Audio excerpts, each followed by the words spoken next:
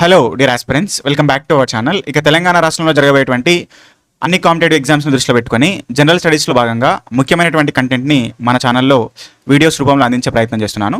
దానిలో భాగంగా ఇంతకుముందు వీడియోస్లో 100 ప్రశ్నల సిరీస్ సంబంధించినటువంటి తెలంగాణ కల్చర్, అదేవిధంగా తెలంగాణ మూమెంట్, జనరల్ సైన్స్ సంబంధించిన వీడియోస్ చేశాను. అదేవిధంగా కరెంట్ అఫైర్స్ సంబంధించిన వీడియోస్ చేయడం జరిగింది. ఫస్ట్ టైం ఎవరైతే మన ఛానల్ విజిట్ చేస్తున్నారో ఛానల్ సబ్స్క్రైబ్ చేసుకోండి, వీడియో నచ్చితే లైక్ చేయండి, మీ ఫ్రెండ్స్కి షేర్ చేయండి. సో ఇక్కడ ఈ వీడియోలో మనం చూస్తే నాటో, అదేవిధంగా G7, G8, G20, G4, G5, bricks అనేటువంటి అంతర్జాతీయ కూటములు, సంస్థలు ఏవైతే ఉన్నాయో వాటి యొక్క ఫార్మేషన్ ఏ విధంగా జరిగింది ప్రపంచ చరిత్రలో అనేటువంటి ముఖ్యమైనటువంటి కాన్సెప్ట్ని, ఇది మనకు సిలబస్ అంశంలో ఉన్నటువంటి అంతర్జాతీయ సంబంధాలు, సంఘటనలు, ఇంటర్నేషనల్ రిలేషన్స్ అండ్ ఈవెంట్స్ అనే దానిలో చాలా ముఖ్యమైనటువంటిది. సో అక్కడ ఆ విభాగంలో వచ్చేటువంటి ప్రశ్నలన్నింటినీ కూడా మనము ఆన్సర్ చేయాలి అంటే చరిత్రలో దీనికి ఉన్నటువంటి కాంటెక్స్ట్ ఏంటి, అంటే ప్రతి ఒక్క కూటమికి ఉన్నటువంటి కాంటెక్స్ట్ ఏంటి, ఎందుకు ఫామ్ అయింది అది అనేటువంటిది తెలియకుండా మాత్రము, ఆ కాన్సెప్ట్ లేకుండా మాత్రము కరెంట్ అఫైర్స్ కానీ స్టాటిక్ పార్ట్ కానీ, అంటే చరిత్రలో జరిగినటువంటి ప్రపంచ చరిత్రలో జరిగినటువంటి అంశాలను కానీ మనం ఎగ్జామ్లో ప్రశ్నలు అడిగినప్పుడు ఆన్సర్ చేయలేము. కాబట్టి వీటి మీద పర్ఫెక్ట్ అవగాహన అనేది చాలా చాలా ముఖ్యమైనటువంటిది. కాబట్టి ఫాలోవర్స్కి, అదేవిధంగా నా స్టూడెంట్స్కి క్లియర్గా అర్థమయ్యే విధంగా ఈ వీడియో అనేటువంటిది ఒక కథ రూపంలో చేస్తున్నాను. ఇక్కడ సాధారణ భాషలోనే, జస్ట్ సాధారణ మాండలికంలోనే, ఒక క్లాస్ లాగా కాకుండా నార్మల్ పద్ధతిలో ఇది అర్థం చేసుకుందాం. ఎందుకనంటే ప్రపంచ చరిత్ర అనేటువంటిది చాలా చాలా ఈవెంట్స్ అనేవి మనకు ఉంటాయి అక్కడ. కాబట్టి గజిబిజిగా ఉంటుంది, అర్థం చేసుకోవడం కొంచెం కన్ఫ్యూజింగ్ ఉంటుంది. కాబట్టి చాలా దీన్ని విపులంగా, చాలా సింపుల్గా గుర్తుపెట్టుకోవడం ఎట్లా అనేది దానికోసం మంచి ఇన్ఫర్మేషన్ గ్యాదర్ చేసి ఏ ఆర్డర్లో చెప్తే ఫాలోవర్స్కి కానీ స్టూడెంట్స్కి కానీ అందరికీ మంచిగా అర్థమవుతుంది అనే దానికి గురించి చాలా శ్రమించి ఈ డేటా అంతా కూడా కలెక్ట్ చేయడం జరిగింది. కాబట్టి దీన్ని చూసి పర్ఫెక్ట్గా నేర్చుకుంటారని భావిస్తున్నా. కాబట్టి మనం ఇక టాపిక్లోకి ఎంటర్ అయితే, ఈ కథ మీరు అర్థం చేసుకోవాలంటే ఫస్ట్ ఆఫ్ ఆల్ కొన్ని అంశాలు అనేవి మనం గుర్తుపెట్టుకోవాలండి. అంటే ప్రపంచ చరిత్రలో జరిగినటువంటి కొన్ని ఇన్సిడెంట్స్, కొన్ని సంఘటనలు మీరు గుర్తుంచుకోవాలి. అవి గుర్తుంటే అప్పుడు ఈ కథ మీద మంచి క్లారిటీ ఉంటుంది. రైట్, ఏంటి ఇన్సిడెంట్స్, ప్రపంచ చరిత్రలో జరిగినటువంటి ఆ ఇన్సిడెంట్స్ ఏంటి అనేటువంటి సంఘటనలు ఏంటి అనేటువంటి మనం చూస్తే, సెకండ్ వరల్డ్ వార్ 1939 నుంచి 45 మధ్యలో జరిగినటువంటి సెకండ్ వరల్డ్ వార్ గురించి మీ మైండ్లో ఉండాలి. ఆ తర్వాత కోల్డ్ వార్స్ అమెరికాకి యుఎస్ఎస్ఆర్కి మధ్యలో జరిగినటువంటి కోల్డ్ వార్స్ ఏవైతే ఉన్నాయో వాటి గురించి అది జరిగిన అనేటువంటి సంఘటన మీ మైండ్లో ఉండాలి. అదేవిధంగా ఒకనొక సందర్భంలో మనకు అదేవిధంగా అరబ్ కంట్రీస్కి ఇజ్రాయెల్కి మధ్యలో 1973 ఆ టైంలో యుద్ధాలు జరిగినటువంటి ఆ పర్టికులర్ సంఘటన జరిగిందనేటువంటి అంశం కూడా మీ మైండ్లో ఉండాలి. అదేవిధంగా 1997-98 మధ్యలో ఏషియాలో ఎకనామిక్ డిప్రెషన్, ఆర్థిక మాంద్యం వచ్చిందనేటువంటి సంఘటన కూడా మీకు మైండ్లో ఉండాలి. చూడండి, ఇక్కడ తెలుగు మీడియం వాళ్ళకు కూడా నేను ప్రతి ఒక్కటి తెలుగులో, ఇంగ్లీష్లో చెప్తున్నాను ఎందుకంటే అందరికీ కంఫర్టబుల్గా ఉండే విధంగా. అది గుర్తుపెట్టుకోవాలి. అదేవిధంగా 2005లో G8 సమ్మిట్ జరిగింది. ఇక్కడ G8 అంటే ఏంటి అంటే, ఇక్కడ G4, G5, G7 అంటే ఏంటి, group of 5, group of 4, group of 7, group of 8 అనమాట. అంటే G అంటే గ్రూప్ ఆఫ్ అనేటువంటి పదాన్ని చూపిస్తుంది. అయితే 2005లో G8 సమ్మిట్ జరిగింది స్కాట్లాండ్లో. అది ఆ సన్నివేశం ఒకటి. అంటే ఇవన్నీ క్రాసింగ్ పాయింట్స్ అనమాట, మధ్యలో ఉన్నటువంటి క్రాసింగ్ పాయింట్స్. అక్కడ నుంచి కథ మొత్తం మలుపులు తిరుగుతుంటుంది. అందుకని అది ప్రత్యేకంగా గుర్తుపెట్టుకోవాలని చెప్తున్నాం. ఇంకా 2014లో రష్యా క్రిమియాని ఆక్రమించింది. ఇది కూడా చాలా ముఖ్యమైనటువంటి సంఘటన. అది గుర్తుపెట్టుకోవాలి. ఇక 2008లో మనకు అమెరికాలో ఎకనామిక్ డిప్రెషన్ వచ్చింది, ఆర్థిక మాంద్యం వచ్చింది. ఆర్థిక మాంద్యాలు 2 సందర్భాల్లో గుర్తుపెట్టుకోవాలి. ఇక్కడ ఒకటేమో ఆసియాలో వచ్చినటువంటిది 1997-98లో, అదేవిధంగా అమెరికాలో వచ్చినటువంటిది 2008లో. ఈ 2 ఆర్థిక మాంద్యాలు గుర్తుపెట్టుకోవాలి. ఇంకా మిగతా ఈ సందర్భాలన్నీ కూడా, ఈ సంఘటనలన్నీ కూడా గుర్తుపెట్టుకోవాలి. తెలుగు మీడియం వాళ్ళు చూడండి, 2వ ప్రపంచ యుద్ధం, ప్రచ్ఛన్న యుద్ధం, అరబ్ ఇజ్రాయెల్ యుద్ధాలు, ఆసియాలో ఆర్థిక మాంద్యం, G8 శిఖరాగ్ర సదస్సు 2005లో, అదేవిధంగా రష్యా క్రిమియాని ఆక్రమించుకోవడం 2014లో, అదేవిధంగా 2008లో జరిగినటువంటి అమెరికాలో జరిగినటువంటి ఆర్థిక మాంద్యం. ఇవి మైండ్లో ఉండాలండి. రైట్. ఇక కథ స్టార్ట్ చేసే ముందు ఒక ముఖ్యమైనటువంటి పాయింట్, ఇక్కడ నేను ఇచ్చేటటువంటి ఎక్స్ప్లెనేషన్లో ఎవరిని హేళన చేయడానికి కానీ, కించపరచడానికి కానీ కాదు, జస్ట్ పర్ఫెక్ట్ అండర్స్టాండింగ్ కోసం మాత్రమే నా యొక్క సాధారణ మండలికంలో ఎట్లయితే నేను మాట్లాడతానో ఆ రకంగా ఎక్స్ప్లెయిన్ చేస్తా. ఎందుకంటే ఇది జస్ట్ క్లాస్ లాగా కాకుండా నార్మల్ పద్ధతిలో ఎక్స్ప్లెయిన్ చేస్తున్నా కాబట్టి ఆ పద్ధతిలో కొంతమంది ఎవరైనా సరే ఓకే, ఒక వ్యక్తిని కానీ ఒక దేశాన్ని కానీ ఇక్కడ కించపరుస్తున్నట్టు హేళన చేస్తున్నట్టు మాత్రం అనుకోవద్దు. జస్ట్ అండర్స్టాండింగ్ పర్పస్ మాత్రమే. ఓకే, అది ఫస్ట్ ఆఫ్ ఆల్ డిస్క్లైమర్ గమనించాలి.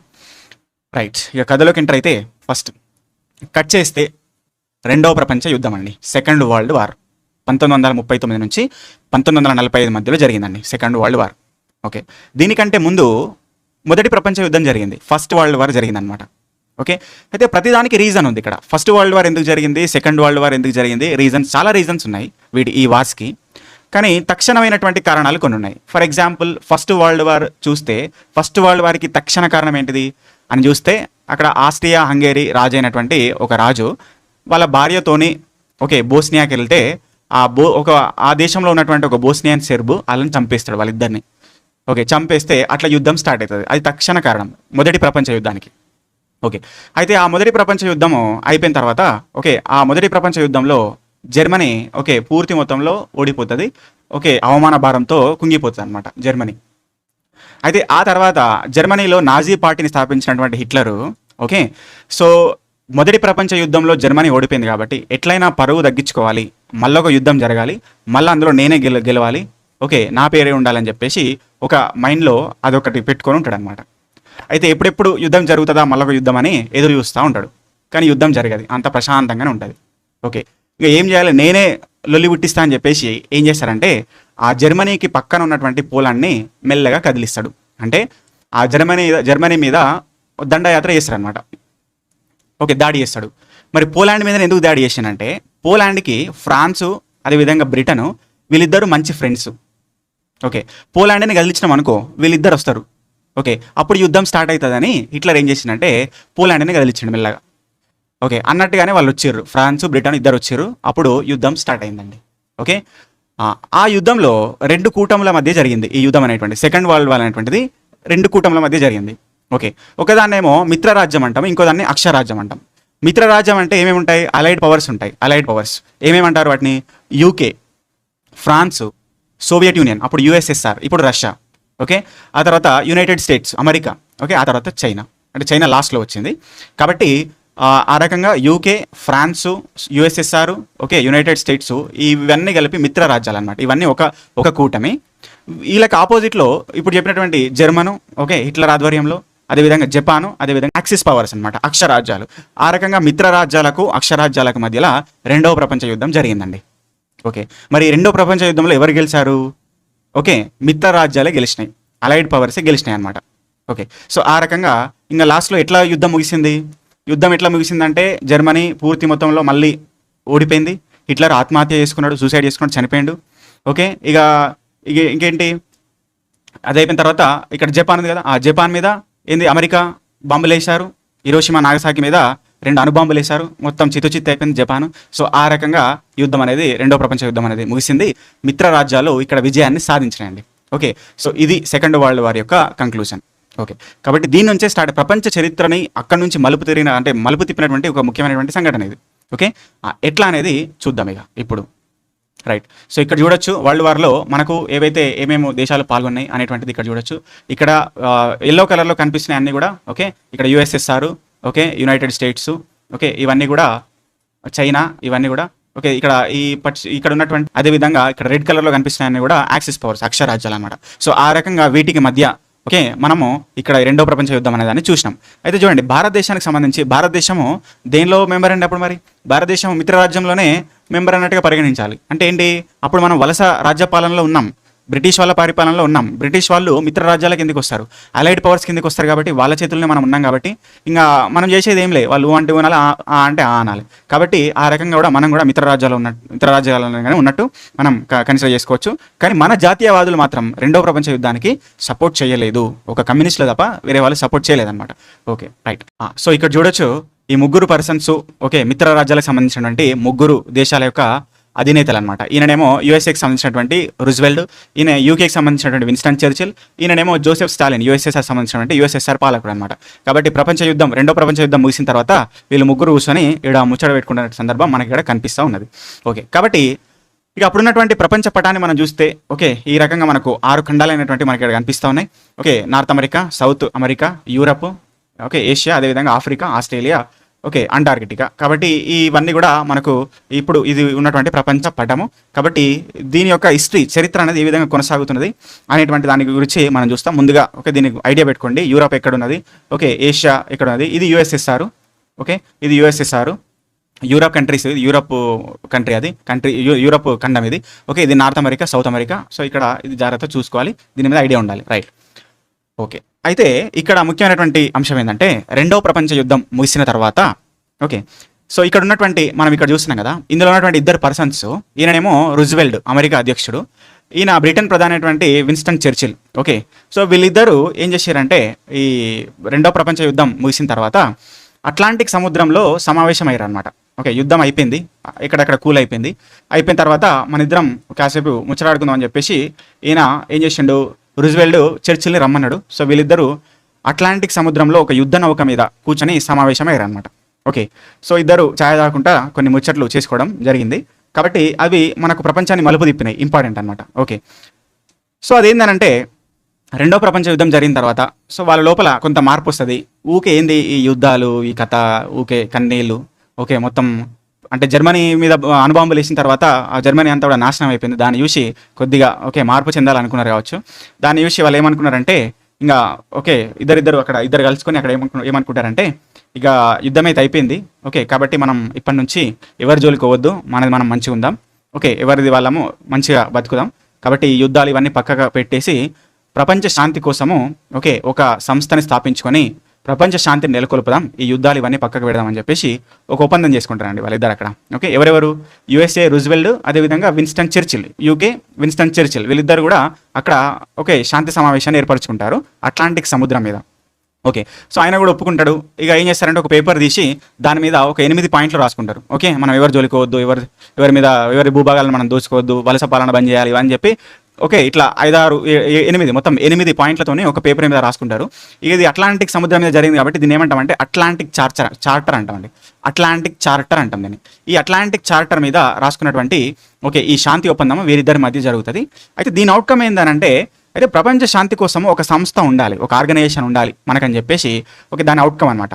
అయితే మొదటి ప్రపంచ యుద్ధం జరిగిన తర్వాత శాంతి స్థాపనలో భాగంగా నానాజాతి సమితి అనేది ఒకటి వచ్చింది మనకు, నానాజాతి సమితి. కానీ ఆ నానాజాతి సమితి సరిగా పనిచేయాలని చెప్పొచ్చు. ఎందుకనంటే నానాజాతి సమితి మంచిగా పనిచేసిన పడితే ఈ రెండో ప్రపంచ యుద్ధం రాకపోతుండే కదా. కాబట్టి అది అక్కడికే క్లోజ్ అయిపోయింది. నానాజాతి సమితి పెద్దగా ఇంపార్టెన్స్ లేకుండా పోయింది.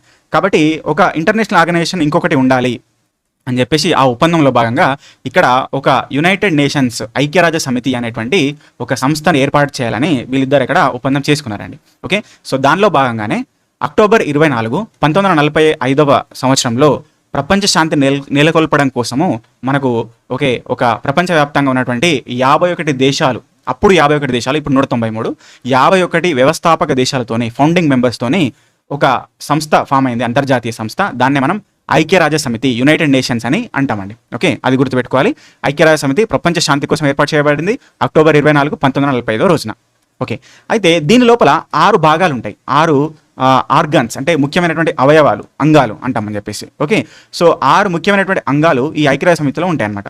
ఏమేంటి అవి అంటే ఇక్కడ చూడొచ్చు: general assembly, security council, economic and social council, trusteeship council, international court of justice, secretariat. ఇట్లా 6 విభాగాలైనటువంటివి, 6 అంగాలైనటువంటివి మనకు ఉండడం జరుగుతుంది. 6 principal organs of united nations. తెలుగులో చూస్తే సాధారణ సభ, భద్రతా మండలి, ఆర్థిక సామాజిక మండలి, ధర్మకర్తృత్వ మండలి, అంతర్జాతీయ న్యాయస్థానం, సచివాలయం అని చెప్పేసి ఇక్కడ చెప్పడం జరిగింది. దీన్ని ఇక్కడ గుర్తుపెట్టుకోవాలి. అయితే ఇవన్నింటిలో కూడా ముఖ్యమైనటువంటి విభాగం ఏంటిదనంటే, అంగం ఏంటిదంటే భద్రతా మండలి, సెక్యూరిటీ కౌన్సిల్ అనేటువంటిది చాలా ముఖ్యమైనటువంటిది. ఓకే, సో ఈ 6 అంగాలలో అనేటువంటిది గుర్తుపెట్టుకోవాలి, రైట్. అయితే చూడండి, అయితే ఈ సెక్యూరిటీ కౌన్సిల్ ఉంది. అయితే వాస్తవంగా 51 వ్యవస్థాపక దేశాలతోని ఇది ఫామ్ అయింది. అందులో ఉన్నటువంటి సెక్యూరిటీ కౌన్సిల్ అనేటువంటిది ఇంపార్టెంట్ అని చెప్తున్నా. మరి ఆ సెక్యూరిటీ కౌన్సిల్లో ఎవరెవరు ఉంటారు మెంబర్స్ అనేటువంటిది ఇంపార్టెంట్. ఓకే, సెక్యూరిటీ కౌన్సిల్లో ఉండేటువంటి ఓకే మెంబర్ కంట్రీస్ని ఇక్కడ P5 కంట్రీస్ అంటారండి, గుర్తుపెట్టుకోవాలి. P అంటే పర్మనెంట్ 5 కంట్రీస్, శాశ్వత సభ్య దేశాలు.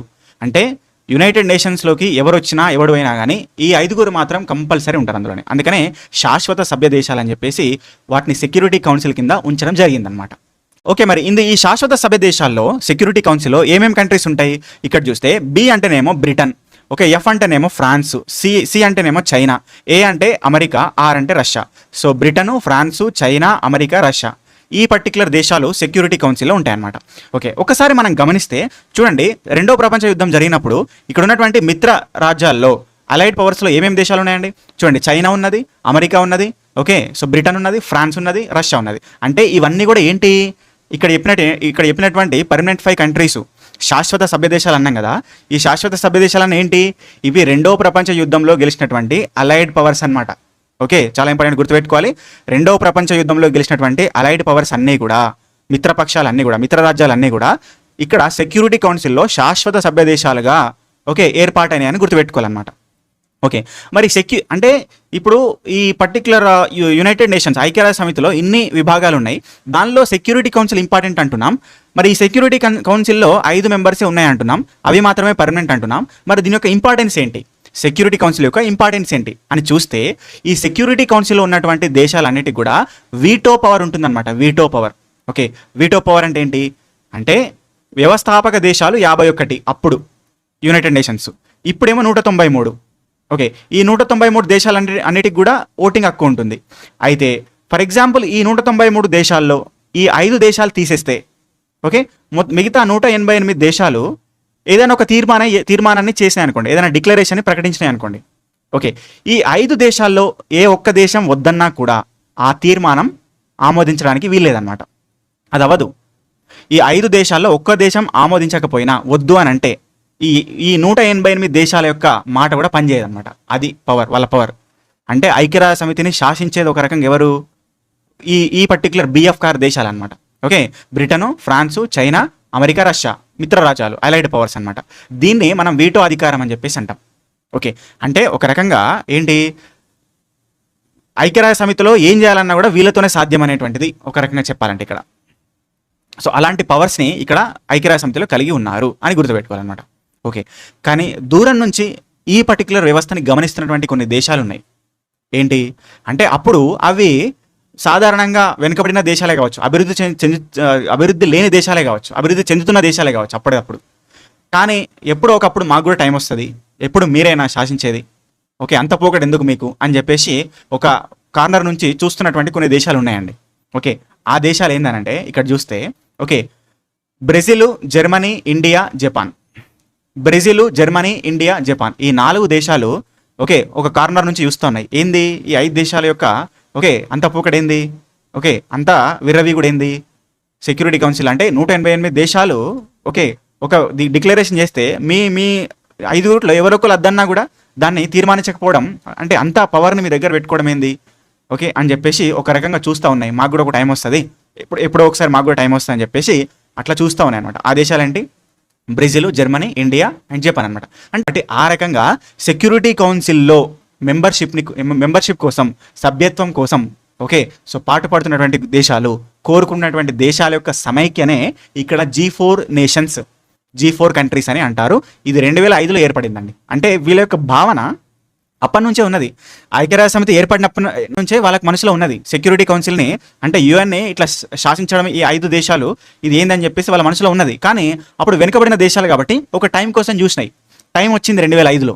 ఓకే, ఆ రకంగా గ్రూప్ ఆఫ్ 4 దేశాలుగా ఏర్పడి ఓకే సో సెక్యూరిటీ కౌన్సిల్ ఐక్యరాజ్య సమితి యొక్క సెక్యూరిటీ కౌన్సిల్లో, భద్రతా మండలిలో సభ్యత్వం కోసం ఎదురు చూస్తున్నటువంటి దేశాలుగా మనం ఇక్కడ గుర్తుపెట్టుకోవాలి. దీనికోసం ఒక షార్ట్ కట్ ఇచ్చా, జర్మనీ, బ్రెయిన్ ఇన్ జపాన్ అనమాట.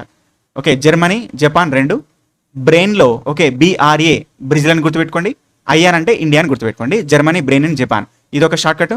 ఇక్కడ పర్మనెంట్ 5 కంట్రీస్ లేదా సెక్యూరిటీ కౌన్సిల్లో సభ్యత్వం ఉన్నటువంటి దేశాలు లేదా రెండవ ప్రపంచ యుద్ధంలో గెలిచినటువంటి మిత్ర రాజ్యాలుగా గుర్తుపెట్టుకోండి. బిఎఫ్కార్ Britain, France, China, America, Russia అనమాట గుర్తుపెట్టుకోండి. ఓకే, వాటికి వీటో అధికారం ఉంటుంది. ఓకే, సో ఆ రకంగా ఇక్కడ ఒకసారి కంక్లూడ్ చేద్దాం. యునైటెడ్ నేషన్స్ ఏర్పడ్డది, దానికి కారకులు ఎవరంటే విన్స్టన్ చర్చిల్, ఓకే, రూజ్వెల్ట్. వాళ్ళు చేసుకున్నటువంటి అట్లాంటిక్ చార్టర్ ఏదైతే ఉందో దాని నుంచి ఉద్భవించింది, యునైటెడ్ నేషన్స్గా ఫామ్ అయింది. 51 వ్యవస్థాపక దేశాలతో ఫామ్ అయింది. ఇప్పుడు 193 కంట్రీస్ ఉన్నాయి, 6 అంగాలు ఉన్నాయి. భద్రతా మండలి ఇంపార్టెంట్, భద్రతా మండలిలో 5 కంట్రీస్ ఉన్నాయి, అవి బిఎఫ్కార్. వాటికి వీటో అధికారం ఉంటుంది. కానీ వాటికి మాత్రమే వీటో అధికారం ఎందుకు ఉండదు, వాళ్ళకి మాత్రమే ఎందుకు ఉంటుంది, మాకెందుకు ఉండదు అని చెప్పేసి ఈడ భద్రతా మండలిలో సభ్యత్వం కోసం కోరుకుంటున్నటువంటి దేశాలు 4, వాటిని G4 నేషన్స్ అంటాం. అవి 2005లో ఏర్పడ్డాయి. అవేంటంటే బ్రెజిల్, జర్మనీ, ఇండియా, జపాన్ అనమాట. ఓకే, సో ఇంతవరకు మనం యునైటెడ్ నేషన్స్ గురించి నేర్చుకున్నాం. G4 అంటే మీకు అక్కడ ఇచ్చినటువంటి టైటిల్లో G4 ఎందుకు ఏర్పడ్డది, ఎప్పుడు ఏర్పడ్డది, ఓకే, ఆ దేశాలు ఏంది, షార్ట్ కట్ ఏందనే దాని గురించి చెప్పినండి, గుర్తుపెట్టుకోవాలి. రైట్, ఓకే, ఇక్కడ గమనించవచ్చు మ్యాప్లో బ్రెజిల్, జర్మనీ, జపాను, ఇండియా, ఇవి G4 కంట్రీస్. Right, okay. ఇప్పుడు కోల్డ్ వార్ ప్రచ్ఛన్న యుద్ధం, దీన్ని ఏమంటాం తెలుగులో, ప్రచ్ఛన్న యుద్ధం అని చెప్పేసి అంటాం. ఇది 1947 సంవత్సరంలో స్టార్ట్ అయిందండి. మరి కోల్డ్ వార్ అంటే ఏంటిది? కోల్డ్ వార్ అంటే అమెరికాకి, యుఎస్ఎస్ఆర్కి, సోవియట్ యూనియన్కి మధ్యలో జరిగినటువంటి యుద్ధాలని ప్రపంచంలో వాస్తవంగా కోల్డ్ వార్స్, ప్రపంచంలో దీన్ని ప్రచ్ఛన్న యుద్ధాలని చెప్పేసి అన్నారు. ఓకే, ప్రచ్ఛన్న యుద్ధాలంటే ఏం లేదండి, ఇక్కడ సింపుల్. ఓకే, ఒక ఇంట్లో అత్తాకోడలకి మధ్య జరిగేటటువంటి ఏదైతే గొడవలు ఉంటాయో వాటినే ప్రపంచ యుద్ధాలని సింపుల్గా గుర్తుపెట్టుకోండి అంతే. అంటే ఏంటి ప్రచ్ఛన్న యుద్ధాలు అంటే ఏంటి అంటే ఇక్కడ కత్తులు కడారులు కానీ, ఓకే, బాంబులు కానీ, తుపాకులు కానీ తీసేది లేదు, ఒకరి మీద ఒకటి పడి కొట్టుకునేది లేదు. జస్ట్ లోపలనే కోపతాపాలన్నమాట. నువ్వు ఎక్కువ అంటే నేను ఎక్కువ అని చెప్పి లోపలనే కోపతాపాలు చేసుకోవడం, మధ్యలోకి ఎవడన్నా వస్తే వాడిని మధ్యలో పెట్టి వాడిని హింసించడం, ఇలాంటి పని జరిగేటటువంటి యుద్ధాన్నే అక్కడ ఏమన్నామంటే కోల్డ్ వార్ అని చెప్పేసి అన్నాం. అర్థమైందా? ఇది 1947 సంవత్సరంలో స్టార్ట్ అయింది. ఓకే, మరి ఎందుకు స్టార్ట్ అయింది అనే దాని గురించి నేను క్లియర్గా చెప్తా, మంచిగా చెప్తా, చూడండి. ఓకే, దీనికి వాస్తవంగా బీజం ఎక్కడి నుంచి పడిందంటే జోసెఫ్ స్టాలిన్, ఎవరైతే యుఎస్ఎస్ఆర్ పాలకులు ఎవరైతే ఉన్నారో, అప్పుడు యుఎస్ఎస్ఆర్ని పాలిస్తున్న వాళ్ళు, అప్పుడిప్పుడు 2వ ప్రపంచ యుద్ధం టైంలో, ఆ తర్వాత కొంతకాలము, ఆయన లోపల ఉన్నటువంటి ఒక రక్షణ వలయం అనేటువంటి కాన్సెప్ట్, ఓకే, ఆయన థాట్స్లో, ఆయన యొక్క ఆలోచనలో రక్షణ వలయం అనేటువంటి ఒక కాన్సెప్ట్ ఉన్నది. ఈ రక్షణ వలయం కాన్సెప్ట్ దేనికోసం అంటే ఆయన యుఎస్ఎస్ఆర్ని రక్షించడం కోసం, కాపాడుకోవడం కోసం అన్నమాట. ఓకే, మరి యుఎస్ఎస్ఆర్ని కాపాడుకోవడం అనేటువంటి థాట్ ఎందుకు వచ్చింది, ఈ రక్షణ వలయం అనేటువంటి కాన్సెప్ట్ ఎందుకు వచ్చింది అనే దాని గురించి చెప్తా. ఓకే, అయితే 2వ ప్రపంచ యుద్ధం జరిగిన తర్వాత, ఓకే, ఆయనకు మనసులో కొన్ని ఆలోచనలు తిరుగుతూ ఉన్నాయండి. ఏందనంటే నాది ఒక పెద్ద విభాగం, అంటే ప్రపంచ దేశాలన్నింటిలో కూడా నాది ఒక పెద్ద మైదానం, పెద్ద భూభాగం, ఇంత పెద్ద విశాలమైనటువంటి భూభాగం. ఓకే, కాబట్టి ఇంత విశాలమైనటువంటి భూభాగంని ఎప్పుడు ఏ టైంలో అయినా ఎవడైనా వచ్చి ఆక్రమించుకోవచ్చు. చూడండి, ఎవడైనా వచ్చేటోడు ఇక్కడ నుంచి రావచ్చు. అంటే భూభాగం పెద్దగా ఉంటే రావడానికి అవకాశాలు ఎక్కువ ఉంటాయి అనమాట, ఆక్రమణ కోసం. సో ఆ రకంగా నా దేశాన్ని ఎట్లా కాపాడుకోవాలి, మరి ఈ యుఎస్ఎస్ఆర్ని ఎట్లా కాపాడుకోవాలి, నాది పెద్ద మైదాన ప్రాంతం కదా అని ఆయనకు ఒకటి మైండ్లో ఉన్నదండి. దాంతోపాటు ఏం జరిగిందంటే 2వ ప్రపంచ యుద్ధం జరుగుతున్నప్పుడు జర్మనీ ఈ యుఎస్ఎస్ఆర్ మీద దాడి చేసినప్పుడు దాదాపు 20 కోట్ల మంది ప్రజలు చనిపోతారు. ఇక్కడ 20 కోట్ల మంది ప్రజలు చనిపోతారు అనమాట ఈ యుఎస్ఎస్ఆర్లో. దాన్ని చూసి చెల్లించిపోతారు అనమాట. చెల్లించిపోయి భవిష్యత్తులో ఎప్పుడు కూడా యుఎస్ఎస్ఆర్కి ఇలాంటి కష్టం అనేది రావద్దు, నేనున్నా లేకపోయినా సరే ఈ కష్టం అనేది రావద్దు. ఒకటేమో ఆక్రమణ విషయంలో, ఇంకోటేమో వేరే వాళ్ళు ఆక్రమించినప్పుడు నా ప్రజలు పడేటటువంటి కష్టం, ఇలాంటివి జరగద్దు. ఎప్పుడు నేను ప్రొటెక్షన్ స్థితిలోనే ఉండాలి, ఎప్పుడు నేను సేఫ్ స్టేజ్లో ఉండాలని చెప్పేసి ఆయన మనసులో ఒక ఆలోచన ఉంటుంది అనమాట.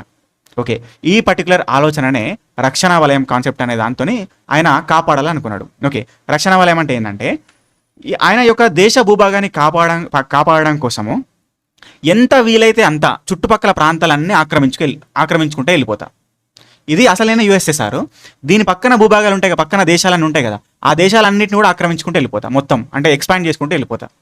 ఈ ఎక్స్పాండ్ చేయబడినటువంటి దేశాలన్నీ కూడా నాకు ఒక రక్షణ వలయంగా ఉంటాయి. అంటే బయట నుంచి ఎవడన్నా వచ్చిండు అనుకో, ఫస్ట్ వీడు అవుట్ అవ్వాలి కదా, వీడు అవుట్ అయిన తర్వాతనే యుఎస్ఎస్ఆర్లోకి ఎంటర్ అవుతాడు.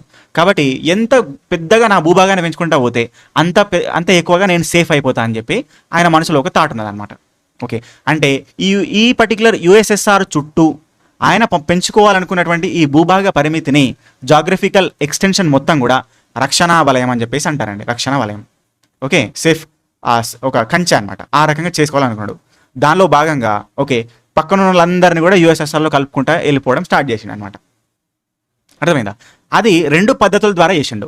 ఒకటేమో మిలిటరీ యాక్షన్, ఇంకోటేమో కమ్యూనిజం ఐడియాలజీ. మిలిటరీ యాక్షన్ అంటే బలవంతంగా సైనికులను పంపి ఆక్రమించుకోవడం. ఇంకోటేమో ఆయన కమ్యూనిస్ట్ కదా, అంటే యుఎస్ఎస్ఆర్ అనేది కమ్యూనిస్ట్ విభాగం కదా, సోషలిస్టిక్ భావజాలను కలిగినటువంటి ప్రభుత్వం కదా. కాబట్టి పక్కనటువంటి దేశాల్లో మెల్లగా కమ్యూనిజాన్ని స్థాపించడం, మీరు మేము ఒకటే అనడం, దాన్ని యుఎస్ఎస్ఆర్లో కలుపుకోవడం. ఇట్లా 2 విభాగాల ద్వారా, 2 పద్ధతుల ద్వారా కలుపుకున్నాడు అనమాట. ఇట్లా జరిగింది. ఓకే, అయితే మిలిటరీ యాక్షన్ ద్వారా ఇట్లా జరిగింది చూద్దాం. దీనికి ఒక ఎగ్జాంపుల్ ఉంది. అయితే ఇక్కడ చూడండి, అంటే ఇక్కడ ప్రపంచంలో జరిగినటువంటి సంఘటన, రెండో ప్రపంచ యుద్ధంలో జరిగినటువంటి ఈ సంఘటన ఉన్నది చూడండి. ఇప్పుడు ఇది మనకు కనిపిస్తూ ఉంది కదా, ఇదేమో ఇదంతా యుఎస్ఎస్ఆర్ ప్రాంతం అనమాట. ఇది ఇక్కడ కనిపించేది రెడ్ కలర్ కనిపించేది, ఇదంతా యూరప్ ప్రాంతం అనమాట. ఈ రెండింటికి మధ్యలో ఈ ప్రాంతం ఉంది కదా. ఓకే, అయితే ఇటు పక్కన జర్మనీ చూడండి, ఇది జర్మనీ, ఇదేమో యుఎస్ఎస్ఆర్. అయితే రెండో ప్రపంచ యుద్ధం జరిగింది కదా వీళ్ళకు. రెండో ప్రపంచ యుద్ధంలో జర్మనీ ఒక సైడ్, రష్యా ఒక సైడ్ కదా. ఈయననేమో మిత్రపక్షం, ఈయననేమో ఓకే ఏంది యాక్సిస్ పవర్. అయితే ఈ రెండు దేశాల మధ్య జరిగింది కదా యుద్ధము. అయితే ఇక్కడ నుంచి జర్మనీ వాడు వచ్చిండు, ఇక్కడ నుంచి యుఎస్ఎస్ఆర్ వాడు వచ్చిండు. ఈ మధ్యలో ఈ భాగంలో కొట్టుకున్నారు, ఇద్దరు గొడవ పడ్డారు. ఓకే, ఐ మీన్ యుద్ధం చేసుకున్నారు. ఓకే, అయితే ఈ దేశ ప్రజలు అనుకున్నారు యుద్ధం కదా కాబట్టి ఇక్కడ నుంచి సైనికులు వస్తారు, ఇక్కడ నుంచి సైనికులు వస్తారు, ఈడ యుద్ధం చేసుకుంటారు, ఎవడో ఒకడు ఓడిపోతాడు, ఓడిపోయాక వానింటికి వాడు వీనింటికి వీడు పోతారని చెప్పేసి అనుకుంటారు అనమాట. అయితే యుద్ధం అయిపోయింది, రెండో ప్రపంచ యుద్ధం. జర్మనీ ఓడిపోయింది. ఓకే, జర్మనీని మొత్తం ఈడి దాకా తరిమిరు మొత్తం. కాబట్టి జర్మనీ ఓడిపోయింది, హిట్లరు ఆత్మహత్య చేసుకున్నాడు, చచ్చిపోయిండు. ఓకే, ఇంకా యుఎస్ఎస్ఆర్ సైనికులు ఉంటారు కదా, ఇక్కడ యుద్ధం చేశారు కదా. ఆ యుద్ధం చేసిన వాళ్ళు నిన్న యుద్ధం అయిపోయింది నిన్నటికి, ఈ రోజు పోతలేరు, రేపు పోతారు, ఎల్లుండి అయినా కానీ పోతలేరు, ఆన్నే ఉంటారు. వీళ్ళకి అర్థం కాదు ఈ దేశస్తులకు.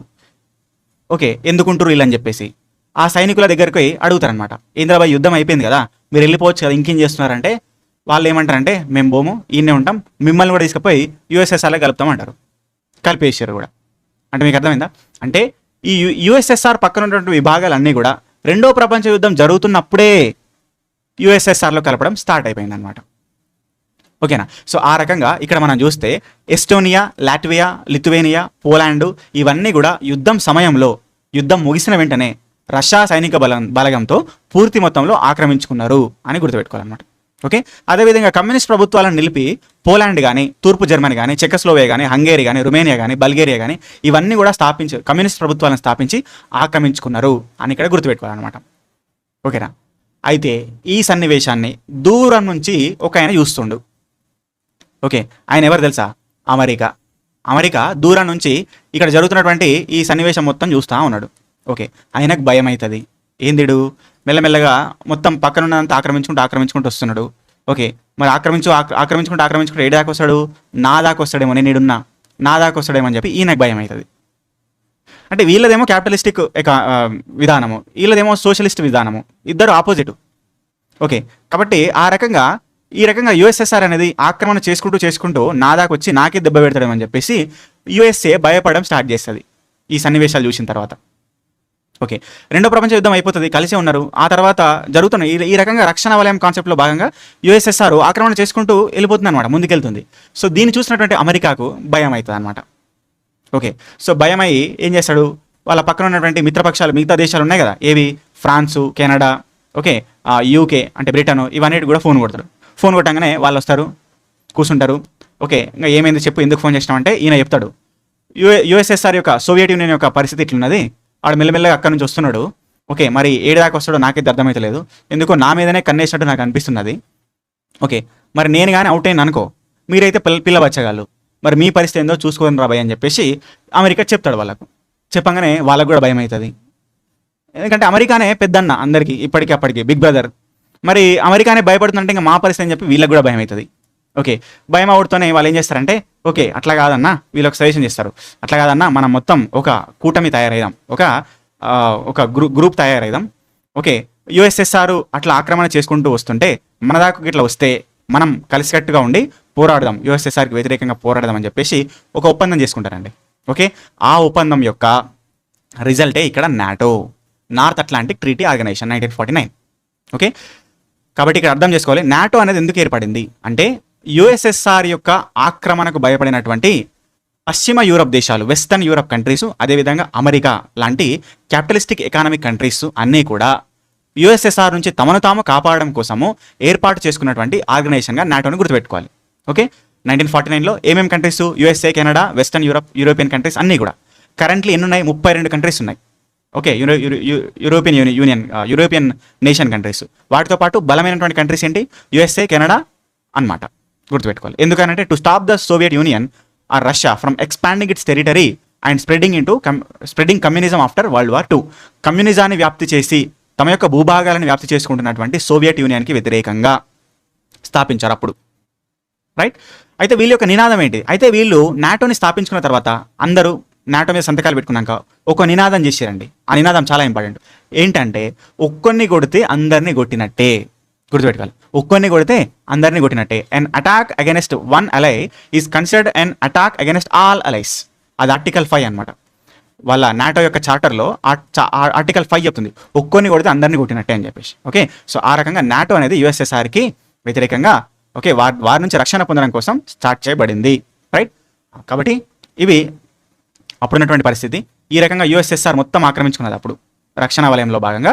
ఇక ఇక్కడ కనిపిస్తున్నాయండి అన్నీ కూడా ఏంటంటే ఓకే మనకు నాటోలో ఉన్నటువంటి కంట్రీస్ అనమాట. యూకే, ఫ్రాన్సు, ఇవన్నీ కూడా ఓకే ఇవన్నీ కూడా మనకు ఇందులో ఉన్నాయని గుర్తుపెట్టుకో. వెస్టర్న్ బ్లాక్ అంటాం దీన్ని, ఐరన్ కర్టెన్ అని చెప్పేసి అంటాం. ఇది బ్లాక్లో కనిపిస్తుంది ఐరన్ కర్టెన్. యుఎస్ఎస్ఆర్కి అదేవిధంగా నాటోకి మధ్యలో ఉన్నటువంటి అదే అనమాట. అంటే యుఎస్ఎస్ఆర్ అప్పుడు అంత బలమైందనమాట. దాన్ని బట్టి మనం అర్థం చేసుకోవచ్చు ఎంత బలమైందో. Okay right. సో ఇంతవరకు మనం చూసాం. ఇక్కడ ఒకటేమో యునైటెడ్ నేషన్స్ ఫార్మేషన్ చెప్పిన, ఎట్లా ఫామ్ అయింది, ఎప్పుడు ఫామ్ అయింది, ఎందుకు ఫామ్ అయింది, ఏంటి ఇంపార్టెన్స్. ఆ తర్వాత G4 గ్రూప్ ఆఫ్ 4 కంట్రీస్ ఎందుకు ఫామ్ అయినాయి, ఏమేమి ఉన్నాయి, ఎప్పుడు ఫామ్ అయింది. ఆ తర్వాత నాటో ఎందుకు ఫామ్ అయింది, ఎప్పుడు ఫామ్ అయింది, ఎందుకు ఫామ్, ఇలా ఏమేమి కంట్రీస్తో ఫామ్ అయింది. ఓకే, ఈ మూడింటి గురించి మనం క్లుప్తంగా నేర్చుకోవడం జరిగింది. ఇక నెక్స్ట్ కాన్సెప్ట్లోకి ఎంటర్ అయ్యే ముందు కట్ చేస్తే Arab Israel war. Okay, Arab Israel war అనేది 1967లో ఒకటి, 1973లో ఒకటి, రెండు జరిగినాయి అనమాట. ఒకసారి ఏమో ఇజ్రాయెల్ నుంచి అరబ్ మీద, అరబ్ నుంచి ఇజ్రాయెల్ మీద, ఈ రెండు విభాగాలుగా జరగడం అనేటువంటిది జరిగింది చరిత్రలో. అరబ్ ఇజ్రాయెల్ వార్స్ అని చెప్పేసి అంటాం. రైట్, మరి దీని కాంటెక్స్ట్ ఏంది, ఏం జరిగింది ఇక్కడ అని చూస్తే, ఇక్కడ చూడండి ఇది ఇజ్రాయెల్, చూడండి ఇక్కడ కనిపిస్తుంది ఇజ్రాయెల్ మరియు మనకు అరబ్ కంట్రీస్. ఇది ఇజ్రాయెల్ ఇక్కడ కనిపిస్తుంది ఆరెంజ్ కలర్లో. ఇది Egypt Arab country, Syria Arab country, జోర్డాను, ఇది సౌదీ అరేబియా, ఇవన్నీ కూడా అరబ్ కంట్రీసే. ఓకే, అయితే ఇక్కడ ఉన్నటువంటి మనం ఇక్కడ చూస్తున్నాం, ఇది ఇక్కడ ఉంది కదా ఈజిప్ట్.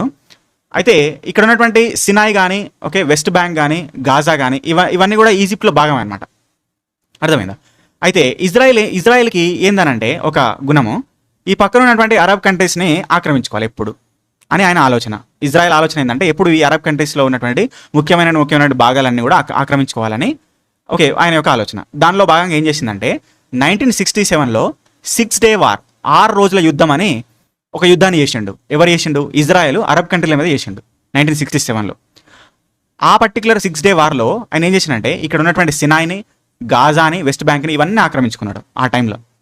ఓకే, దేని నుంచి? సిరియా, జోర్డాను, అదేవిధంగా ఈజిప్ట్ నుంచి మంచి విభాగాలు, మంచి భూభాగాలు, గోలన్ హైట్స్ అని మంచి ఇంపార్టెంట్ భూభాగాలన్నీ ఆక్రమించుకున్నాడండి. ఆ ఆక్రమణ జరిగిన తర్వాత ఈ అరబ్ కంట్రీస్ అన్ని కూడా అవమాన భారంతో బాగా బాధపడ్డాయి. ఏందిడు ఇట్లా ఆక్రమించుకుంటున్నాడు, మొత్తం చాలా అవమానంగా ఉంది ఇది అని చెప్పేసి బాగా హట్ అయిపోయినాయి. ఎప్పుడెప్పుడు టైం వస్తుందా అని చెప్పేసి అన్నీ కూడా ఈ అరబ్ కంట్రీస్ అన్నీ ఒక గ్రూప్ ఫామ్ అయిపోయి మొత్తం ఎప్పుడెప్పుడు ఇజ్రాయెల్ని తొక్కాలని అని చెప్పేసి సో రహస్యంగా ప్లాన్లు వేసుకుంటా ఉన్నాయండి. ఓకేనా? అయితే ఆ రకంగా 1967లో 6 డే వార్ అయిపోయి ఈ భూభాగాలన్నీ ఇజ్రాయెల్ ఆక్రమించుకున్న తర్వాత ఓకే ఏం జరిగిందంటే 1973లో ఒక రోజు, ఒకానొక ఫైన్ డే, ఆ రోజు ఇజ్రాయెల్లో ఉన్నటువంటి ఇజ్రాయెల్ ప్రజలు, ఇజ్రాయెల్ ఎవరు ఉంటారంటే యూదులు ఉంటారు, జ్యూస్ అనేటువంటి మతం వాళ్ళు ఉంటారు. వాళ్ళు ఏమన్ కిప్పర్ అనేటువంటి ఒక ఫెస్టివల్ ఉంటుంది. ఆ ఫెస్టివల్ రోజు ఫెస్టివల్ చేసుకుంటూ ఉంటారు అనమాట. అయితే అప్పటికే ఇజ్రాయెల్ మీద యుద్ధాన్ని చేయాలని ప్లాన్ వేస్తున్నటువంటి ఇక్కడ జోర్డాన్ కానీ, సిరియా కానీ, ఈజిప్ట్ కానీ ఇవన్నీ కూడా ఆ ఫెస్టివల్ రోజున ఆకస్మికంగా సడన్గా దాడి చేస్తాయి ఇజ్రాయెల్ మీద. అర్థమైందా? యోమన్ కిప్పర్ అనేటువంటి ఒక పండుగ రోజున ఇజ్రాయెల్ ప్రజలు పండుగ చేసుకున్నటువంటి రోజున, అంతకుముందే ఇజ్రాయెల్ ఈ భూభాగాలన్నీ ఆక్రమించింది అరబ్ కంట్రీస్ మీద కాబట్టి అరబ్ కంట్రీస్ ఇజ్రాయెల్ మీద పగతోనే ఆ పర్టికులర్ ఫైన్ డే పండుగ రోజున ఇజ్రాయెల్ మీద దాడిని జరుపుతాయి. అర్థమైందా? ఇజ్రాయెల్ ఊహించది అట్లా సడన్గా ఇట్లా జరుగుతుంది, ఇట్లా అరబ్ కంట్రీస్ ఉండి సడన్గా దెబ్బ పెడతారని చెప్పేసి వాళ్ళు ఊహించారనమాట. ఓకే, అయితే వాళ్ళు ప్రిపేర్ అయ్యి లేరు కదా, ఇజ్రాయెల్ ప్రిపేర్ అయ్యి లేదు, పండుగలు ఉన్నారు, ఎంజాయ్ చేస్తారు. వీళ్ళేమో సడన్గా దాడి చేసేసరికి వారికి ఊపిరాడది.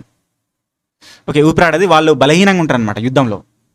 అంటే వాళ్ళకి ఇక్కడ పై చేయి మొత్తం అరబ్ కంట్రీసే ఉంటుంది అనమాట. ఇక ఏం చేయాలనో అర్థం కాదు ఆయనకు. ఏంది ఆ రకంగా ఇజ్రాయెల్ పండుగ వాతావరణంలో మునిగిపోయినటువంటి సమయంలో సడన్గా యుద్ధం చేసేసరికి సో ఇజ్రాయెల్కి అప్పుడు ఊపిరాడది, ఇంకా ఏం చేయాలనో అర్థం కాదు. అప్పుడు ఏం చేస్తారంటే ఆయన మన బిగ్ బ్రదర్ అయినటువంటి అమెరికా దగ్గరికి వెళ్తాడు, యూఎస్ఏ దగ్గరికి వెళ్ళి విషయం అంతా చెప్తాడు. అమెరికా మనకు బిగ్ బ్రదర్ పెద్దన్న కాబట్టి ఇజ్రాయెల్ పోయి అన్న ఇట్లా జరిగింది కథ, నేను పండగ గోలే మంచిగా ఎంజాయ్ చేస్తుంటుంటే సడన్గా నా మీద దాడి చేశారు, బాంబులు వేసారు అని చెప్పేసి చెప్పంగానే అమెరికా కూడా, వీళ్ళిద్దరు ఫ్రెండ్స్ కదా కాబట్టి అమెరికా కూడా ఇజ్రాయెల్ పరిస్థితిని చూసి బాధపడతాడు. బాధపడి సో ఎట్లా చేద్దాం అని చెప్పేసి సరే నేను సపోర్ట్ చేస్తా, నువ్వు యుద్ధంలోకి దిగా అని చెప్పగానే ఆయన ఇజ్రాయెల్ మళ్ళీ అమెరికా సపోర్ట్తోని మళ్ళీ యుద్ధంలోకి వస్తాడండి. మళ్ళీ ఇక్కడ యుద్ధంలోకి రాగానే ఏమవుతుందంటే మొత్తం సీన్ రివర్స్ అవుతుంది. ఎందుకంటే అమెరికా సపోర్ట్ రాగానే ఇజ్రాయెల్కి మంచి బలం వస్తుంది. సో అప్పుడు ఏంటంటే సీన్ రివర్స్ అవుతుంది. అంటే అరబ్ కంట్రీస్ బలహీనం అయిపోతాయి.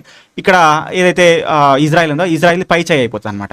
ఓకే, అయితే ఇంకో విషయం ఏంటంటే అరబ్ కంట్రీస్కి ఇక్కడ అమెరికాతోని పోటీ పడేంత స్థాయి లేదనమాట. ఎందుకంటే వాళ్ళు అంటే అమెరికా అప్పటికైనా ఇప్పటికైనా వాళ్ళు బలమైన దేశం కాబట్టి ఓకే, సో వాళ్ళతో పోటీ పడేంత దమ్ము వీళ్ళకి లేదు. అయితే అప్పుడు ఏం జరిగిందంటే అది కంక్లూడ్ అయిపోయి ఓకే, సో ఇక అమెరికా వచ్చింది కాబట్టి మనం ఇప్పుడు ఏం చేయలేము, సరే మనం పక్కకు పోదాం, వీళ్ళ సంగతి తర్వాత చూద్దాం అని చెప్పేసి వాళ్ళు పక్కకు వచ్చారండి. మొత్తానికైతే యుద్ధాన్ని విరమించుకుంటారు, యుద్ధం ఆగిపోతుంది. ఓకేనా, అయితే ఇక ఇది జరిగిన తర్వాత ఓకే, సో మొత్తానికైతే అమెరికాని ఈ అరబ్ కంట్రీస్ మొత్తానికైతే పగబడతాయి. ఇక ఇజ్రాయెల్కి సపోర్ట్ చేస్తావా నువ్వు, నీ సంగతి చూస్తామని చెప్పేసి ఎప్పుడెప్పుడు టైమా అని చెప్పేసి ఎదురు చూస్తూ ఉంటారు. ఎట్లా దెబ్బ కొట్టాలి నిన్ను, డైరెక్ట్గా దెబ్బ కొట్టడానికి అయితే లేదు కాబట్టి ఏదో రకమైన ప్లాన్ చేయాలని చెప్పేసి ఆలోచిస్తూ ఉంటారండి. ఓకే, అట్లా ఆలోచన చేయంగా వాళ్ళకు థాట్ వస్తుంది. ఓకే, అమెరికా మెడల్ వంచాలంటే వాళ్ళ దగ్గర ఉన్నది ఒకటే, ముడి చమురు. ఓకేనా, అమెరికాకు ముడి చమురు సప్లై చేసేది ఎవరు, అరబ్ కంట్రీసే. ఒకవేళ ముడి చమురు సప్లైని ఆపేసినమే అనుకో, అప్పుడు అమెరికా నీ సంగతి ఏర్పడుతుంది అని చెప్పేసి అప్పుడు వీళ్ళు మనసులో పెట్టుకొని ఆ యుద్ధం అయిపోయిన తర్వాత 1973లో ఏం చేశారంటే ఆ ముడి చమురు సప్లైని ఆపేశారండి. అదేనా, ముడి చమురు సప్లైని ఆపేశారు. ఇక ముడి చమురు సప్లై ఆపేయంగానే అమెరికాకి మొత్తం చుక్కలు కనిపిస్తాయి. ఎందుకంటే వాళ్ళకు ముడి చమురు సప్లై చేసేదంతా అరబ్ కంట్రీసే. సడన్గా ముడి చమురు ఆపేయంగానే అమెరికాలో తీవ్రమైనటువంటి ఇబ్బందులు ఏర్పడతాయి, బండ్లు ఎక్కడికక్కడికి ఆగిపోతాయి. ఓకే, ఇంధన పరిశ్రమలన్నీ ఆగిపోతాయి ఎక్కడికక్కడికి, మొత్తం ఆహార కొరత ఏర్పడుతుంది, చాలా ఇబ్బంది, ధరల పెరుగుదల ఉంటుంది, ఇంధన కొరత ఏర్పడుతుంది, ద్రవ్యోల్బలం వస్తుంది, ఇన్ఫ్లేషన్ వస్తుంది, ఆర్థిక వ్యవస్థ మొత్తం స్తంభించిపోతుంది, మొత్తం ఉక్కిరి బిక్కిరి అవుతారు అనమాట. అర్థమైందా? ఆ రకంగా అరబ్ పెట్రోలియం ఎగుమతి దేశాల యొక్క సంస్థ OPEC సభ్య దేశాలు అమెరికాపై విధించినటువంటి చమురు ఆంక్షలు దానివల్ల ఒక పెద్ద ఓకే సో డిప్రెషనే వస్తుంది అమెరికాలో. ఓకేనా, ఇది ప్రపంచంలో జరిగినటువంటి ఒక ముఖ్యమైనటువంటి సంఘటన, గుర్తుపెట్టుకోవాలి. ఓకేనా, కాబట్టి దీని యొక్క రిజల్ట్ ఏంది అని మనం చూస్తే అయితే అమెరికా దీన్ని గమనించి మరి ఇట్లా చేద్దాం ఇప్పుడు అని చెప్పేసి ఇక అరబ్ కంట్రీస్ ఇట్లా చేసినటువంటి దాన్ని గుర్తుపెట్టుకొని మెల్లగా దాని నుంచి కోలుకోవడానికి ఇమీడియట్గా ఒక సమావేశాన్ని ఏర్పాటు చేశారు. మిత్రపక్షాలు ఉన్నాయి కదా, ఆ మిత్రపక్షాలన్నింటినీ పిలిచి కూడా అయితే 1973 టైం, అది 1973 టైంకి ఆ మిత్రపక్షాల్లో ఇంకో కొన్ని అప్పుడు కోపతాపాలు పోయినాయి. ఇక ఎందుకంటే ఇప్పుడు రెండో ప్రపంచ యుద్ధంలో జపాన్ దేశం వేరే పక్షం, జపాన్ మీద అమెరికా వాళ్ళు బాంబులు వేశారు, వాళ్ళని మొత్తము ఓకే సో నాశనం చేశారు. కానీ ఆ తర్వాత మెల్లగా ఏంటంటే కలుపుకున్నారు, మళ్ళీ ఏదో జరిగిపోయింది పోనీ కలుసుకుందామని చెప్పేసి జపాను, అదేవిధంగా ఇటలీ కూడా ఓకే, ఇవన్నీ దేశాలు కూడా మళ్ళీ సంపన్న దేశాలన్నీ ఓకే అవన్నీ కూడా మళ్ళీ అమెరికాతోని అంటే అమెరికా డెవలప్ అయింది కాబట్టి అమెరికాతోని మనం కలిసి ఉంటేనే డెవలప్ అవుతాం. కానీ ఇంకా కోపతాపాలు పెట్టుకొని దూరం ఉండి మనం సాధించేది ఏముంది, అయిపోయింది ఓకే, మళ్ళీ యునైటెడ్ నేషన్స్ కూడా స్థాపించారు, మంచోళ్ళు అయిపోయారు కదా ఓకే మనం కలిసి ఉందామని చెప్పేసి కలిసి ఉంటే కలుసుకం అన్నట్టు అట్లా ఒక కంక్లూడ్కి వచ్చి ఏం చేశారంటే అందరు కూడా మళ్ళా కలిసిపోయారు, సంపన్న దేశాలని కలిసిపోయాయండి. అయితే ఈ సంపన్న దేశాలని కలిసిపోయి ఈ ఇక్కడ అరబ్ దేశాలు చేసినటువంటి చమురు సంక్షోభానికి చమురు ఆంక్షలకి ఓకే వ్యతిరేకంగా, అంటే ఎప్పుడు వాళ్ళ మీద డిపెండ్ అవ్వలేం కదా మనం, ఎప్పుడు వాళ్ళ మీద డిపెండ్ అయితే గిట్లనే యుద్ధాలు వస్తాయి. మరి వాళ్ళ మీద డిపెండ్ అయి ఉంటే వాళ్ళు సడన్గా ఆపేసారు అనుకో పెట్రోలియం సప్లైని, అప్పుడు మన పరిస్థితి ఏంది, దీనికి ఆల్టర్నేటివ్ ఏదో ఒకటి ఉండాలా. కాబట్టి చమురు దేశాలు ఏవైతే అరబ్ కంట్రీస్ ఉన్నాయో అరబ్ కంట్రీస్కి వ్యతిరేకంగా, పెట్రోలియం ఎక్స్పోర్ట్ కంట్రీస్కి వ్యతిరేకంగా ఓకే సో వాళ్ళ మీద ఆధారపడకుండా మనమే ఒక సొల్యూషన్ వెతుక్కోవాలి దీనికోసం, ఏది పెట్రోలియం ఎక్స్పోర్ట్కి సంబంధించి. ఓకే, మనం ఒక గ్రూప్ ఫామ్ అయిపోయి మనం ఎప్పటికైనా అరబ్ మీద ఆధారపడకుండా మనం ఒక కూటమిని దీనికి సంబంధించినటువంటి సొల్యూషన్ వెతకాలని చెప్పేసి ఈ గ్రూప్ ఆఫ్ 7 కంట్రీస్ అనేటువంటిది ఏర్పడ్డదండి. ఎప్పుడు 1975లో ఏర్పడది, ఫస్ట్ G6గా ఏర్పడ్డది. అయితే ఆ తర్వాత కెనడా అనేది ఎంటర్ అయిన తర్వాత ఇది G7గా చెప్పడం అనేది జరిగింది అనమాట. ఓకే, మెంబర్స్ ఏంటంటే USA, UK, France, Germany, Japan, Italy and Canada అనమాట. అయితే దీనికి సంబంధించినటువంటి షార్ట్ కట్స్ అన్ని కూడా నెక్స్ట్ వీడియోలో చూద్దాం. నెక్స్ట్ వీడియోలో మంచి షార్ట్ కట్ ఇస్తా ఓకే, అన్ని G4, G5 ఓకే, అదేవిధంగా G7, G8 అన్నిటికి కూడా ఓకేనా. రైట్, రీజన్ ఫర్ ఫార్మేషన్ ఏంటి, అరబ్ ఇజ్రాయెల్ వార్ జరిగిన తర్వాత ఓకే గ్లోబల్ ఆయిల్ క్రైసిస్ వచ్చిన తర్వాత దానిలో భాగంగా దాన్ని ఆ రీజన్ కోసం చేశారు. మరి కీ పాయింట్ ఏంటంటే it is an economic club of the world most advanced industrialized democracies. It was formed to coordinate the global currency and trade policies అని చెప్పేసి అన్నారు. ఓకే, ఇక్కడ ఏమంటున్నారు, మోస్ట్ అడ్వాన్స్డ్ ఇండస్ట్రియలైజ్డ్ పారిశ్రామీకరణ జరిగినటువంటి అన్ని దేశాల సమైక్య, సంపన్న దేశాల సమైక్య, అభివృద్ధి చెందిన దేశాల సమైక్య, డెవలప్డ్ దేశాల సమైక్య. గుర్తుపెట్టుకోవాలండి, చాలా చాలా ఇంపార్టెంట్. G7 కంట్రీస్ అనేవి అభివృద్ధి చెందిన దేశాల యొక్క సమైక్య, వాటి యొక్క కూటమి, గ్రూప్ అని గుర్తుపెట్టుకోవాలన్నమాట. ఎందుకు ఏర్పడ్డదంటే దీనికి పునాది ఎక్కడి నుంచి పడ్డదంటే అరబ్ ఇజ్రాయెల్ వార్ 1973. ఓకేనా, రైట్. సో ఆ రకంగా ఇక్కడ చూడొచ్చు, ఇవన్నీ కూడా మనం G7 మెంబర్ కంట్రీస్ అని చెప్పేసి చెప్పడం జరుగుతుంది. ఇందులో చూస్తే Canada, United States, Britain, France, Germany, Italy, Japan అన్నమాట, రైట్. ఓకే, సో అది అయిపోయిన తర్వాత ఇప్పుడు మనం ఇంతవరకు ఏం నేర్చుకున్నామండి? ఓకే, UN నేర్చుకున్నాం, NATO, G4, okay, G7. Okay, ఇంతవరకు కూడా మనం నేర్చుకోవడం జరిగింది. Okay, so next okay G8 start చేస్తా.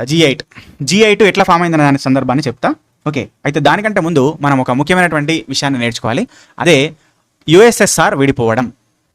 ఓకే, USSR కొలాప్స్ అనే దాని గురించి చూడాలన్నమాట. అయితే 1991లో USSR అనేటువంటిది కొలాప్స్ అయింది. అంతవరకు ఇది కొన్ని దేశాల సమైక్య, అందులో ముఖ్యమైనటువంటి దేశము రష్యా. అంతే కదా, USSR అంటలో ముఖ్యమైనటువంటి ఏంటిది? రష్యా. మిగతా ఒక 15 నుంచి ఇంకా కొన్ని ఎక్కువ దేశాలు అనేటువంటి ఉన్నాయన్నమాట, వాటి యొక్క సమైక్య మొత్తం. అయితే 1991లో USSR విడిపోయింది. ఓకే, ఎందుకు విడిపోయింది అనే దానికి వచ్చి రీజన్ చూద్దాం. ఫస్ట్, తీవ్రమైనటువంటి ఆర్థిక సంక్షోభం ఏర్పడ్డది, ఎకనామిక్ కొలాప్స్ జరిగిందనమాట. ఓకే, అదేవిధంగా గోర్బిచేవ్ అనేటువంటి ఒక వ్యక్తి అక్కడ కొన్ని సంస్కరణలు తెచ్చారు. ఆయన USSR పాలకుడు అనమాట. కొన్ని సంస్కరణలు తెచ్చారు, రిఫార్మ్స్ తెచ్చారు. దానివల్ల అదొక కారణం. జాతీయవాదము, స్వాతంత్ర ఆకాంక్ష. అంటే USSR అనేది చెప్పినాం కదా, రక్షణ వలయ సిద్ధాంతంలో భాగంగా చాలా దేశాలని కలుపుకున్నది, కానీ వాళ్ళకి ఇష్టం లేదు. ఆ దేశాలన్నీ కూడా విడిపోయి మాకు స్వతంత్రం కావాలని అనుకున్నారు. అదొకటి.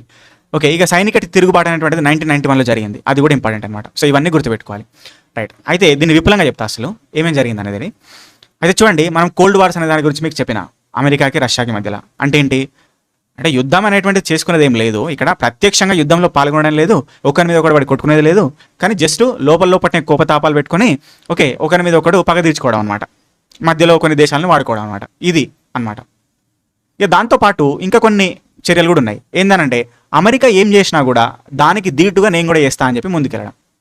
అంటే ఏంది, అమెరికా స్పేస్ దానిలో ముందుకెళ్తే నేను నీకంటే ముందుంటా అని చెప్పి రష్యా పోటీ పడడం, డిఫెన్స్లో ముందుంటే నేను నీకంటే ముందుంటా అని పోటీ పడడం.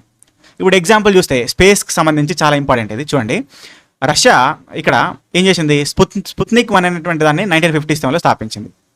మొట్టమొదటి అంతరిక్ష ప్రయోగం చేసింది స్పుత్నిక్ 1తోనే, మొదటి ఉపగ్రహాన్ని పంపించింది. అప్పుడు అమెరికా దాన్ని చూసి నువ్వే పంపిస్తావా, నాతో కూడా అవుతుందని చెప్పి ఎక్స్ప్లోరర్ 1ని పంపించింది. ఓకేనా, ఆ తర్వాత ఏం చేసింది రష్యా, నువ్వు కూడా పంపిస్తే నేను నీకంటే ఎక్కువగా ఒక జీవిని పంపిస్తాను, ఒక కుక్క పిల్లను పంపించింది, లైకా. ఓకే, నువ్వు కుక్క పిల్లను పంపిస్తే నేను చింపాంజీని పంపిస్తాను, అమెరికా 1959లో పంపించింది. ఓకే, నువ్వు చింపాంజీని పంపిస్తే నేను మనిషిని పంపిస్తాను అని చెప్పి ఓకే యూరీ గగారిని పంపించింది రష్యా. ఓకే, నువ్వు పంపిస్తే నేను కూడా పంపిస్తా అని అమెరికా పంపించింది. మళ్ళీ నువ్వు మొగలను పంపిస్తే నేను ఆడవాళ్ళని పంపిస్తాను, ఈయన వాలంటీనా తెరుచుకో అని చెప్పేసి ఒక మహిళను పంపించింది రష్యా. నువ్వు పంపిస్తే నేను కూడా పంపిస్తాను, ఈయన షాలీ రైడ్ని పంపించాడు. ఓకే, ఆ తర్వాత ఏం జరిగింది, 1966లో రోబోని పంపించింది, ఒక చిన్న రోబోని రష్యా. ఆ తర్వాత నువ్వు రోబోని పంపిస్తే నేను మనిషినే పంపిస్తా అని చెప్పి కొంతమంది మనుషులనే పంపించారు అపోలో 11లో. ఓకే, అమెరికా అనమాట. సో అట్లా అమెరికాతోనే కంటిన్యూస్గా పోటీ పడడం రష్యా, USSR అనేటువంటి జరిగిందనమాట. కానీ అసలు మన సంసారం ఏడున్నది అంటే మన దేశము ఏ పరిస్థితిలో ఉన్నది, మన దేశం మన ముందే పెద్ద దేశం కదా. అంటే USSR అంటే ఒక పెద్ద సమైక్య, అది ఇన్ని దేశాలు ఉన్నాయి అందులోన. ఓకే, అందులో చాలా మందిని కూడా బలవంతంగా తీసుకొని వచ్చి కలిపినాం ఇలాకు. ఓకే, మరి మన భార్య పిల్లలు ఓకే అందరు ఎట్లున్నారు, వాళ్ళ బాగోగులేంది అనే దాని గురించి చూసేది లేకుండా కంటిన్యూస్గా అమెరికాతో పోటీ పడడం, ఉపగ్రహాలను పంపించడం, మొత్తం పైసలన్నీ దానికే ఖర్చు చేయడం చేసిండు USSR. అర్థమైందా? సో ఆ రకంగా ఏం జరిగిందంటే తీవ్రమైనటువంటి ఆర్థిక సంక్షోభం ఏర్పడ్డదండి. ఆహారం లేదు తినడానికి, డబ్బులు లేవు. ఓకే, సో ఇలాంటి దీనమైనటువంటి పరిస్థితి USSRలో ఏర్పడ్డదన్నమాట. ఇక బలవంతంగా చేర్చుకున్నటువంటి కంట్రీస్ ఉన్నాయి కదా, అవన్నీ కూడా కోపంతో ఉన్నాయి. అనవసరంగా మమ్మల్ని ఎందుకు తెచ్చినావు, ఇట్లా ఎందుకు చంపుతున్నావు అని చెప్పేసి USSR మీద మొత్తానికి కోపం మీద ఉన్నాయి. ఓకేనా, ఒక బ్రెడ్ ముక్క కోసం కూడా ఒక 100 మంది క్యూలతోని నిలబడేటటువంటి పరిస్థితి అప్పుడు USSRలో ఏర్పడ్డదన్నమాట. దాని గురించి కార్ల్ మార్క్స్ రాస్తారు. ఓకే, కాబట్టి సో ఈ రకమైనటువంటి పరిస్థితి మనకు అక్కడ ఉన్నది. అంటే కార్ల్ మార్క్స్ రాసింది దానికంటే ముందు, బట్ ఇక్కడ ఇలాంటి పరిస్థితులను USSRలో ప్రపంచం మొత్తంలో మనకు ఇట్లా వ్యాప్తి చెందుతాయి అన్నమాట. సో ఇవన్నిటి నేపథ్యంలో ఇక్కడ ఏం జరుగుతుందంటే ప్రజల నుంచి స్వాతంత్రం యొక్క ఆకాంక్షతోని కోరికతోని విప్లవం అనేది స్టార్ట్ అవుతుంది, మళ్ళీ తిరుగుబాటు అనేది స్టార్ట్ అవుతుంది.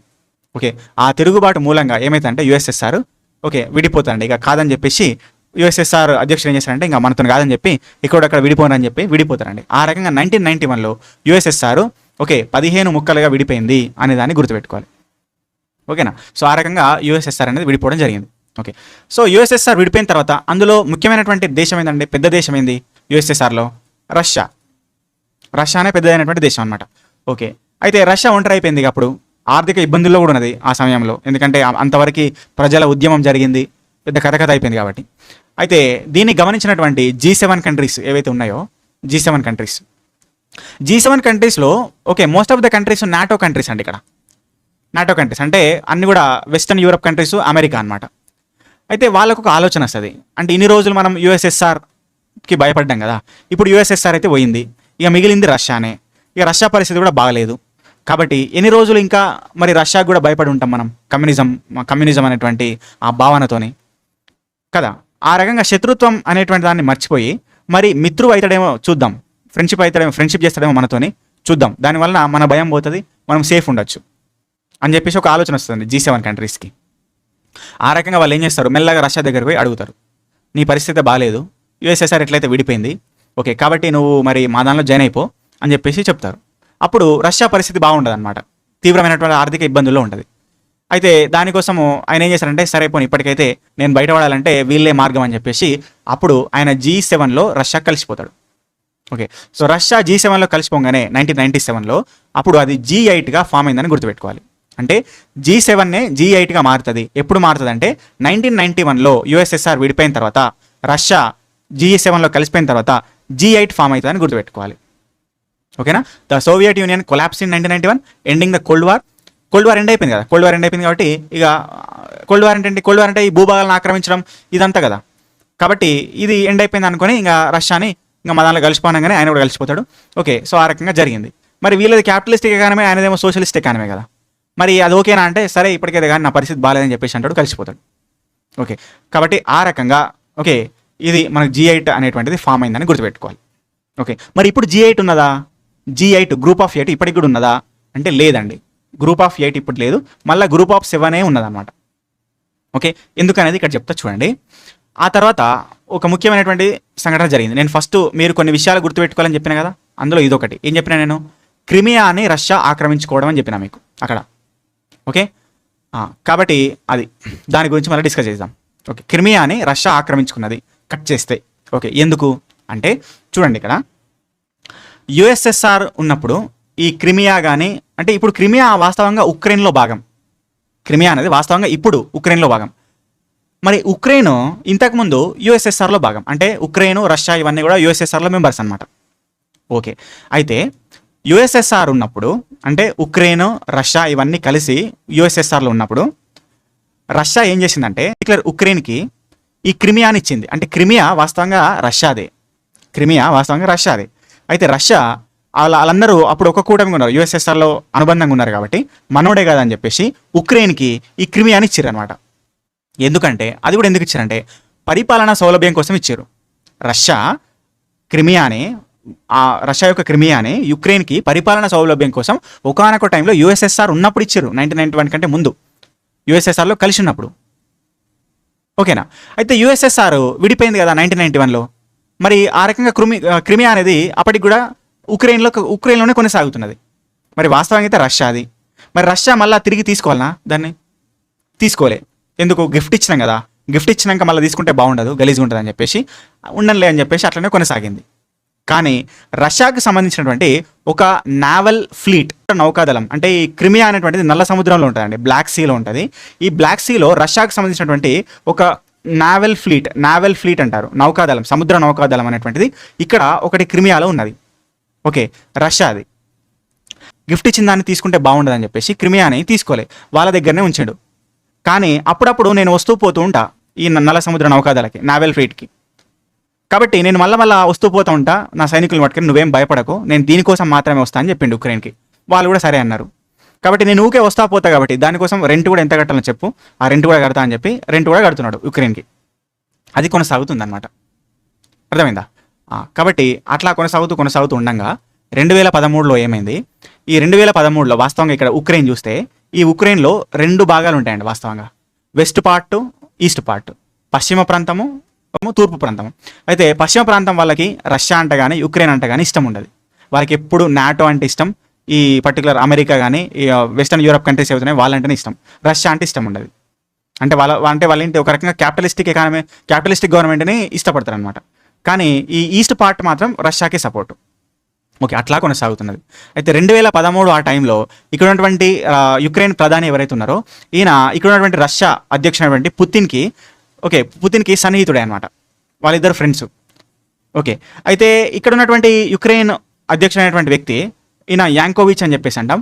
ఈ యాంకోవిచ్ ఇక్కడ ఉన్నటువంటి యూరోపియన్ సమైక్యతోని ఒక ఒప్పందం చేసుకునేది ఉండే. ఓకేనా?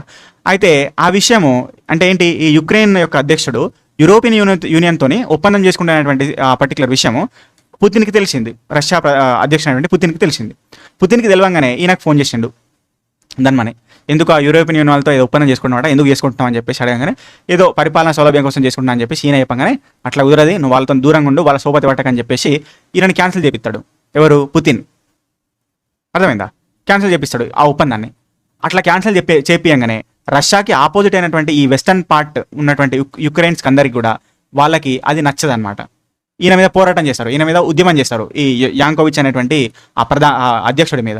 అంటే నువ్వు రష్యా మాటలు వింటావా, నువ్వు రష్యా వ్యక్తివా లేకపోతే యుక్రెయిన్ వ్యక్తివా అని చెప్పేసి ఆయన మీద ఉద్యమం చేస్తారనమాట. అట్లా వేయంగానే వాళ్ళ ఉద్యమానికి ఆయన భయపడి, ఈ ఉక్రెయిన్ వద్దు, ఈ రష్యా వద్దు, నాకు ఈ అధ్యక్షుడి పదవే వద్దని చెప్పేసి ఆడికి పరారవుతాడు. అర్థమైందా? కాబట్టి ఆ రకంగా ఆయన వెళ్ళిపోగానే ఓకే, వేరే ఇంకొక ఆయన వస్తాడు ఇక్కడ అధ్యక్షుడిగా. ఆయన ఎవరంటే ఆ పర్సన్కి, అంటే కొత్త వచ్చినటువంటి పర్సన్కి ఈ పుతిన్ గారికి పడది.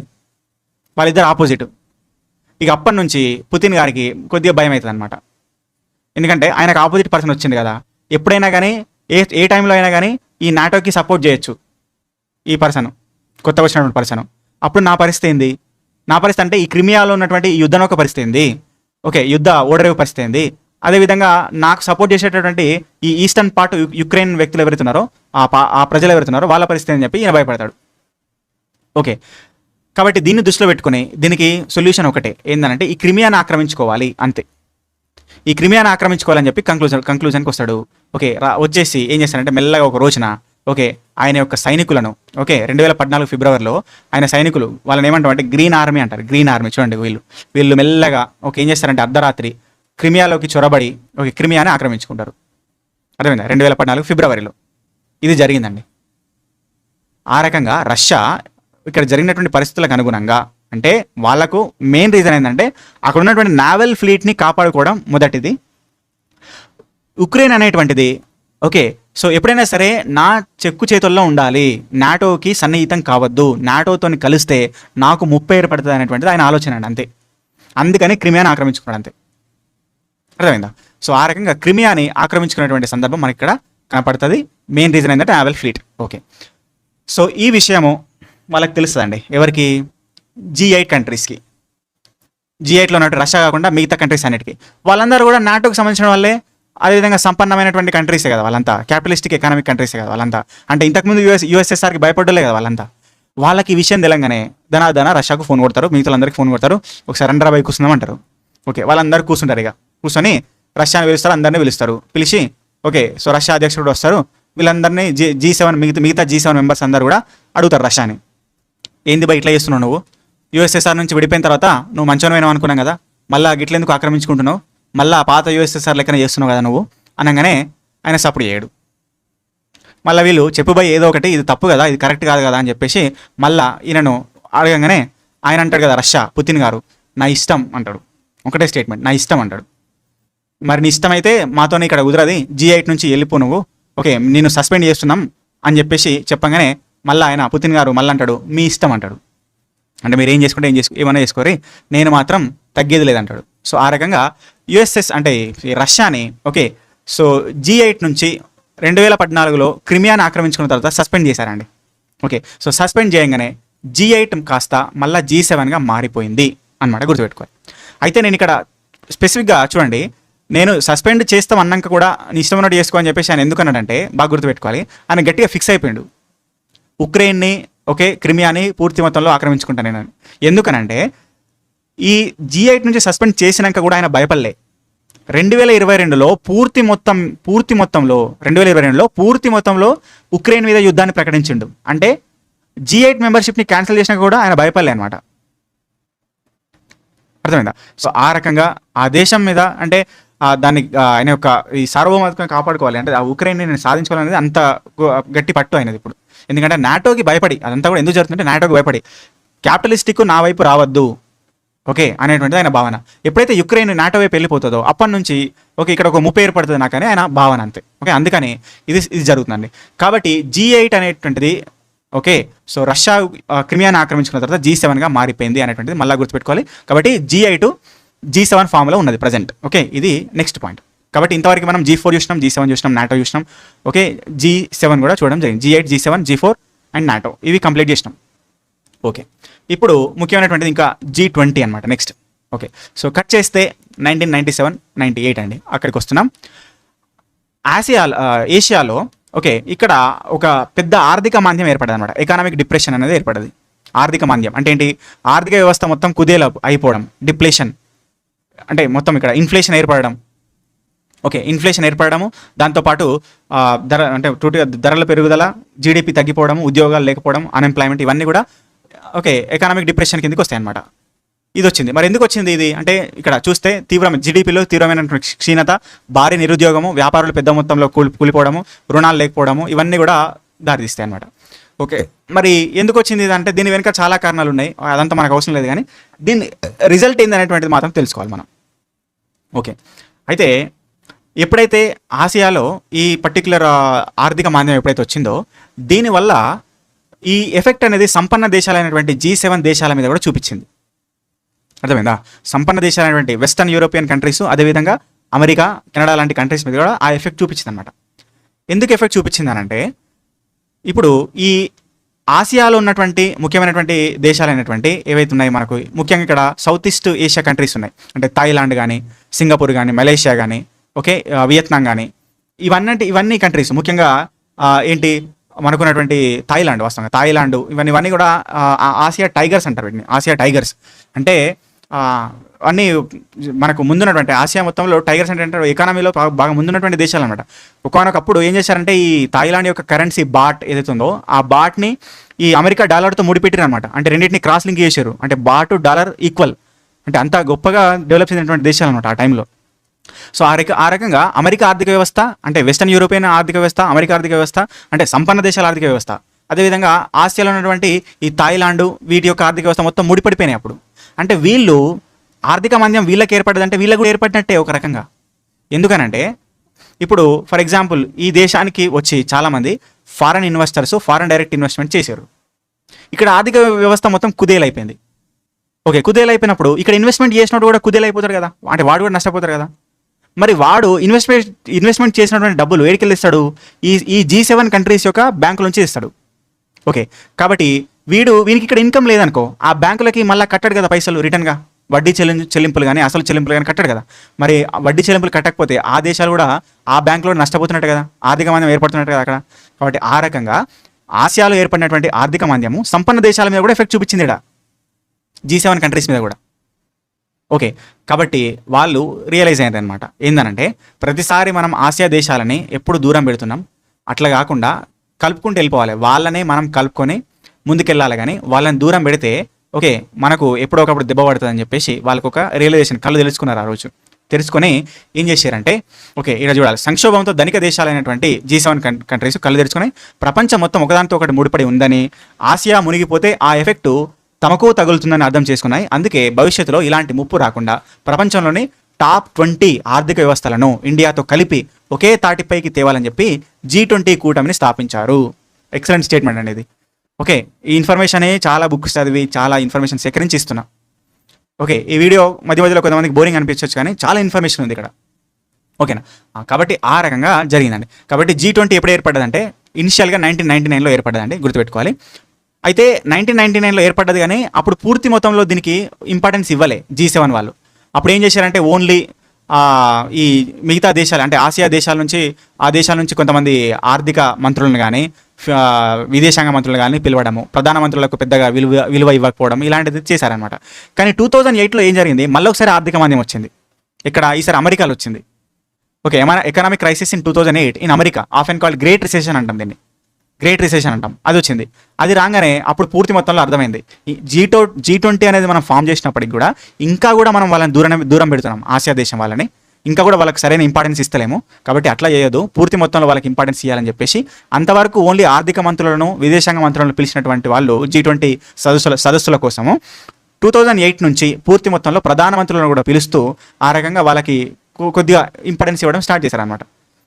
అర్థమైందా? అంటే పశ్చిమ దేశాలకి ఇక్కడ ఉన్నటువంటి ముఖ్యంగా ఆసియా దేశాల మీద ఎప్పటికి కూడా వివక్షత ఉంటుంది, చిన్న చూపు ఉంటుంది. కానీ 2008 తర్వాత కొద్దిగా తగ్గింది అని అనుకోవచ్చు అంతే. కాబట్టి 1999లో G20 అనేది నామమాత్రంగా ఫామ్ అయినప్పటికీ, అర్థమైందా, 2008లో మాత్రం పూర్తి ఇంపార్టెన్స్ అనేది వచ్చిందని గుర్తుపెట్టుకోవాలండి. రైట్? ఓకే, ఇది దీనిలో సంబంధించినటువంటి ముఖ్యమైనటువంటి అంశం. సో ఇక్కడ చూడొచ్చు ఏమేమి కంట్రీస్ ఉంటాయి అనేటువంటిది ఈ మ్యాప్లో చూడండి. సో దాదాపు 20 ప్రపంచ ఆర్థిక వ్యవస్థలు కలిపినటువంటి గ్రూప్ ఏంటంటే G20. Right? Okay, so G20 కూడా అయిపోయింది కదా. ఒకసారి మనం నెక్స్ట్ కట్ చేస్తే ఇంకొక సందర్భం, ఇక్కడ దీన్ని స్టార్టింగ్ పేజీలో పెట్టిన నేను 2005 G8 సమావేశం అని అక్కడ రాసిన ఆల్రెడీ. అర్థమైందా? 2005 G8 సమావేశం జరిగింది. ఎక్కడ జరిగిందంటే స్కాట్లాండ్లోని గ్లెనిగల్స్ అనేటువంటి ప్రాంతంలో జరిగిందండి. దీన్ని నిర్వహించిన వాళ్ళు ఎవరంటే టోనీ బ్లేయర్, ఆయన బ్రిటన్ ప్రధాని. అర్థమైందా? ఇది ప్రపంచ చరిత్రలో అత్యంత ముఖ్యమైనటువంటి ఒక సదస్సుగా గుర్తింపు పొందింది అనమాట. ఓకే, ఎందుకనంటే బ్రిటన్ వాస్తవంగా మనం చూస్తే చరిత్రలో బాగా కరుణ దయ లేని వాళ్ళు కదా, మన భారతదేశ చరిత్ర చూస్తే వాస్తవంగా. కానీ మెల్లమెల్లగా మనుషులు మారుతారు. టోనీ బ్లేయర్ అనేటువంటి బ్రిటన్ ప్రధానమంత్రి ఈ 2005 G8 సమావేశంలో ఒక ముఖ్యమైనటువంటి అంశాలను తీసుకొస్తాడు, ముఖ్యమైనటువంటి సమస్యలను తీసుకొస్తాడు అనమాట. ఏం సమస్యలు అంటే పేదరికాన్ని నిర్మూలించడము, వాతావరణ మార్పుల మీద పోరాడడం అనమాట. గ్లోబల్ వార్మింగ్ అంటే అప్పటికే మనకు ధరిత్రి సదస్సు ఇలాంటివన్నీ వచ్చినాయి కదా, క్లైమేట్ మీటింగ్స్, కాప్ సదస్సులు ఇవన్నీ వచ్చినాయి కదండి. కాబట్టి దానిలో భాగంగా అప్పుడు ప్రపంచ దేశాలు ఏం తీర్మానం చేసుకున్నాయి, కంటిన్యూస్గా మనము వనరులను వేస్ట్ చేసుకుంటూ గ్రీన్ హౌస్ గ్యాసెస్ని కార్బన్ ఉద్గారాలను పెంచుకుంటూ పోతే మనకే ముప్పై ఏర్పడుతుంది అని చెప్పేసి ఒక కంక్లూజన్కి వచ్చిండ్రు కదా. ఓకే, దాన్ని బేస్ చేసుకొని ఆ రకంగా ఆఫ్రికాలో కూడా ఏంటంటే తీవ్రమైనటువంటి కరువు ఉన్నది, అప్పుడు తీవ్రమైనటువంటి పేదరికం ఉన్నది అప్పుడు.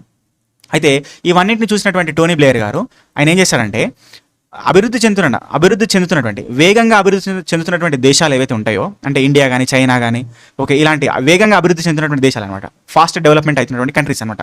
ఆ కంట్రీస్ అన్నిటికి కూడా ఒక గ్రూప్ ఉండాలి. ఓకే, ఆ రకంగా వాళ్ళ యొక్క సహకారంతోనే ఈ ఆఫ్రికాలో ఉన్నటువంటి పేదరికం కానీ, ఆ వాతావరణ మార్పులో జరుగుతున్నటువంటి ఏవైతే ఉన్నాయో ఈ వ్యవస్థలన్నిటి కూడా మనము చక్కదిద్దొచ్చు, వాటిని సెట్ చేయొచ్చు అనేటువంటి ఆలోచన టోనీ బ్లేయర్కి వస్తుంది అన్నమాట. అర్థమైందా? అంటే అభివృద్ధి చెందుతున్నటువంటి దేశాల యొక్క సహకారంతోనే పేదరిక నిర్మూలన కానీ వాతావరణ మార్పుల విషయంలో జరుగుతున్నటువంటి ఇవన్నిటిని కూడా మనము ఓకే సో అని చేయొచ్చు. అంటే ఇక్కడ ఒక నినాదం ఇచ్చారు, ఏంటి, మేక్ పావర్టీ హిస్టరీ, ప్రపంచం మొత్తంలో ఎక్కడ కూడా పావర్టీ లేకుండా చేయాలి. కానీ దానికోసము అభివృద్ధి చెందుతున్నటువంటి దేశాలు, డెవలపింగ్ కంట్రీస్ యొక్క సహకారం అవసరము, వాటికి ఒక గ్రూప్ ఉండాలని చెప్పేసి టోనీ బ్లేయర్ గారు ప్రతిపాదిస్తే అందులో భాగంగా వచ్చిందే G5. ఓకే, అందులో భాగంగా వచ్చిందే G5 అనమాట. సో G5 అనేటువంటిది 2005 గ్లెనిగల్స్ G8 సదస్సు ద్వారా వచ్చింది. ఓకే, సో అందులో ఎవరుంటారు, 2005లో వచ్చింది. ఎవరుంటారు, China, India, Brazil, Mexico, south Africa లాంటి ముఖ్యమైనటువంటి దేశాలు ఉంటాయి, వేగంగా అభివృద్ధి చెందిన దేశాలు ఉంటాయి సార్, గుర్తుపెట్టుకోవాలి. G7 అప్పుడు ఏం చెప్పినా, G7 అప్పుడు G8 అప్పుడు ఏం చెప్పినా అక్కడ అభివృద్ధి చెందినటువంటి సంపన్న దేశాలు. ఓకే, కానీ G5 మాత్రం ఏంటి, ఇక్కడ వేగంగా అభివృద్ధి చెందుతున్నటువంటి దేశాలు అనమాట. వాటిని ఏమంటాం, అవుట్ రీచ్ 5 అని చెప్పేసి అంటాం అనమాట. అది గుర్తుపెట్టుకోవాలి. ఇది G8 యొక్క సదస్సు ఏదైతే 2005లో జరిగిందో దాని ద్వారా వచ్చింది అని గుర్తుపెట్టుకోండి. రైట్? ఓకే, అయితే ఇంకా కొందరు ఇక్కడ ఏంటంటే ఏం లేదు, కొంతమంది నిజంగా బ్రిటన్ అంత మంచిదైందా, అంత మంచిగా మారిపోయిందా, ఆఫ్రికా గురించి వాళ్ళు ఎందుకు అంత మంచిగా పట్టించుకోవడం, వాళ్ళకేంది, వాళ్ళ పేదరికంలో ఉంటుంది, ఏదైతే మనకేందని ఓకే నమ్మబుద్ధి. కాకపోతే ఇంకొక పాయింట్ ఏంటంటే ఆఫ్రికా దేశం వాళ్ళు చాలా దేశాలు కూడా అప్పుడు ఏం చేసినాయంటే ప్రపంచ దేశాల నుంచి ఇక్కడ అప్పులు తీసుకున్నారనమాట. ఆ సందర్భంలో 2005 కంటే ముందు. మరి 2005 నాటికి పూర్తి పేదరికం కొనసాగుతున్నది. అంటే వరల్డ్ బ్యాంకు, IMF నుంచి అప్పులు తీసుకున్నారు, పేదరికం కొనసాగుతున్నది. వాళ్ళు పేదరికం నుంచి బయటకు వస్తేనే ఆ డబ్బులు కడతారు, వాళ్ళు సేఫ్ అవుతారు. మరి డబ్బులు కట్టకపోతే ఎట్లా? ఓకే, అందుకని వాళ్ళు డెవలప్ కావడం అనేటువంటిది వీళ్ళ సాగుకు వచ్చి పడింది అనమాట ఇప్పుడు బ్యాంకుల విషయంలో. అందుకని ఆ రకంగా ఆ ఒక పర్పస్లో కూడా ఈ G5ని స్థాపించడం అనేటువంటిది జరిగిందనే దాన్ని ఇక్కడ మనం ఒక రకంగా గుర్తుపెట్టుకోవచ్చు. రైట్. కాబట్టి ఇది G5 కంట్రీస్లో ఏమేమి ఉన్నాయంటే మనకు బ్రెజిల్, ఓకే, ఇక్కడ వచ్చి south Africa, India, China, Mexico అనమాట. ఓకే, ఇట్లా గుర్తుపెట్టుకోవాలి. రైట్, అన్నిటికీ మళ్ళీ షార్ట్ కట్ ఇస్తాను, నో ప్రాబ్లం, వరీ అవ్వకండి. ఓకే, సో ఇంత జరిగిన తర్వాత ఇక నెక్స్ట్ బ్రిక్స్, లాస్ట్లో బ్రిక్స్ అండి. ఓకే, బ్రిక్స్ గురించి ఏం లేదండి, సింపుల్. నేను చెప్పేది ఒకటే, వెస్టర్న్ యూరోపియన్ కంట్రీస్ కానీ అమెరికన్ కంట్రీస్ కానీ ఇవన్నీ వెస్ట్ పార్ట్లో ఉన్నటువంటి కంట్రీస్ అన్నిటికి కూడా ఆసియా దేశాల మీద, గ్లోబల్ సౌత్ దేశాల మీద. గ్లోబల్ సౌత్ అంటే చెప్పిన ఇంతకుముందు వీడియోలో ఇంటర్నేషనల్ రిలేషన్స్లో, గ్లోబల్ సౌత్ అంటే ఏంటిదంటే వలసవాద దేశాల చేత పూర్తిగా దివాలా తీసినటువంటి దేశాలు అనమాట. వలసవాద దేశాలంటే ఏంటి, యూకే, యుఎస్ఏ లాంటి దేశాలతోని, వలసవాద దేశాలతోని పూర్తి మొత్తంలో అణిచివేయబడినటువంటి దేశాలు, దివాలా తీసినటువంటి దేశాలని మనం ఓకే ఏమంటాం, ఓకే గ్లోబల్ సౌత్ అంటాం. సో అలాంటి గ్లోబల్ సౌత్ కంట్రీస్ మీద ఎప్పటికీ కూడా ఈ సంపన్న దేశాలు అంటే ఈ ఉన్నోళ్ళ కంట్రీస్ ఎప్పుడైతే ఏవైతే ఉన్నాయో అవన్నిటి కూడా ఎప్పుడైనా కానీ వివక్ష ఉంటుంది, కొద్దిగా వివక్ష ఉంటుంది అనమాట. కాబట్టి ఆ వివక్ష కూడా ఇప్పటికి కూడా కొనసాగుతుంది, ఈ రోజు కూడా కొనసాగుతున్నది. ఓకే, కాబట్టి G20లో ఉన్నటువంటి members, global south members, okay, so వాళ్ళు ఏం చేశారంటే ఈ G7 దేశాల యొక్క ఆధిపత్యం ఏదైతే ఉన్నదో దాన్ని ఓకే సహించలేక ఓకే వాళ్ళు కూడా సపరేట్గా ఒక గ్రూప్ ఫామ్ కావాలని అనుకున్నారు. ఓకే, పశ్చిమ దేశాలపై మాత్రమే ఆధారపడితే తమ ఆర్థిక వ్యవస్థ ప్రమాదంలో పడుతుంది కాబట్టి, ఎందుకంటే వాళ్ళు వివక్షత చూపిస్తారు కాబట్టి. వాళ్ళు ఎప్పుడు ఎట్లా మారుతుందో తెలియదు మనకు. అమెరికా ఉంది, ఇప్పుడు రష్యా ఉందనుకోండి. రష్యా మనకి ఎప్పుడు కూడా మంచి ఫ్రెండ్, కష్టంలో ఉన్నప్పుడు చాలా సందర్భాల్లో ఆదుకున్నాడు మనల్ని. అందుకే నేను పుతిన్ ప్రతిసారి పుతిన్ గారు అన్నా, ఎందుకంటే మనకు మంచి ఫ్రెండ్. ఒక రకంగా రష్యా ఉక్రెయిన్ యుద్ధము అదంతా కొనసాగుతుంది. మరి యుద్ధం అనేది ఆడ మనుషులు చనిపోతారు కదా సార్, అది మీకు కనబడలేదా బాధ అంటే, ఇక అది యుద్ధాలు అనేది జరుగుతూ ఉంటుంది, కామన్. కానీ భారతదేశం పరంగా ఓకే నా దేశానికి సపోర్ట్ చేస్తున్నందుకు రష్యాకి నేను ఎప్పటికి కూడా ఓకే సో రెస్పెక్ట్ ఇస్తాను అన్నమాట. కాబట్టి ఆ రకంగా పుతిన్ గారు ఎప్పుడు మనకు సపోర్ట్ చేశారు. కానీ అమెరికా చూడండి, అమెరికా ఎట్లుంటుంది. అమెరికా మన ఇండియాకి వస్తాడు, మీ దేశము స్వామి వివేకానంద లాంటి గొప్ప దేశాలకు జన్మనిచ్చింది, మీ దేశం చాలా గొప్పది అంటాడు. తెల్లారి అమెరికా పోయిన తర్వాత మీ మీద బాంబులు వేస్తా అంటాడు. ఇది అమెరికా వ్యవస్థ. ఎప్పుడు ఎట్లుంటాడో తెలియదు. ఓకే, మనతో ఎప్పటికీ ఒకేలాగా ఉన్నటువంటి నిజమైన స్నేహితుడు ఎవరంటే రష్యానే మనకు. ఓకే, కాబట్టి ఆ రకంగా G7 దేశాల యొక్క ఆధిపత్యాన్ని ఖండించడం కోసము ఓకే వాళ్ళకి వ్యతిరేకంగా ఓకే ప్రత్యామ్నాయంగా వారి యొక్క ఆధిపత్యానికి ప్రత్యామ్నాయంగా స్టార్ట్ అయినటువంటి ఒక కూటమి బ్రిక్స్ అండి, గుర్తుపెట్టుకోవాలి. ఇందులో ఎవరెవరు ఉంటారంటే భారతదేశము, రష్యా, చైనా, బ్రెజిల్ అనేటువంటి వాటితో స్టార్ట్ అయింది. ఫస్ట్ ఆఫ్ ఆల్ దీన్ని బ్రిక్ అన్నారంటే, బ్రిక్. ఓకే, ఇందులోనే ఉంటుంది ఏముంటుంది, బ్రెజిల్, రష్యా, ఇండియా, చైనా, ఈ 4 దేశాలతోనే స్టార్ట్ అయింది అనమాట. ఓకేనా. కానీ 2009లో జూస్లో రష్యాలోని ఇక్కడ ఆ ప్రాంతంలో ఏం చేశారంటే ఈ బ్రిక్ దేశాలను 2009లో రష్యాలో స్థాపించడం జరిగింది అనమాట. 2009లో బ్రిక్ కూటమిని స్థాపించారు. కానీ ఆ తర్వాత ఏం జరిగింది, ఆ తర్వాత 2010లో దక్షిణ ఆఫ్రికా, సౌత్ ఆఫ్రికా వచ్చి కలిసింది కాబట్టి అప్పటి నుంచి బ్రెజిల్ అయిపోయిందండి. అప్పటి నుంచి బ్రిక్స్ అయిపోయిందండి. ఇది అప్పటి నుంచి బ్రిక్స్ అయిపోయింది. కాబట్టి ఆ రకంగా బ్రిక్స్ అనేది పూర్తి మొత్తంలో ఫామ్ అయింది 2010లో అని గుర్తుపెట్టుకోవాలి.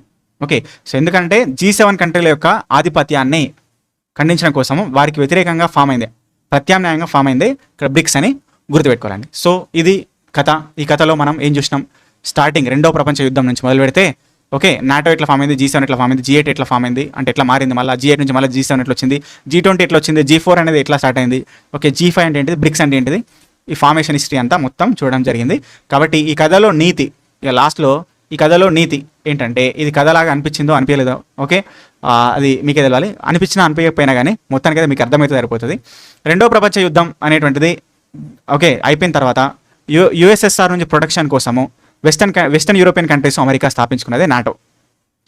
ఆర్థిక నియంత్రణ కోసం అరబ్ కంట్రీలకు వ్యతిరేకంగా ప్రత్యామ్నాయంగా ఏర్పరచుకున్నదే G7.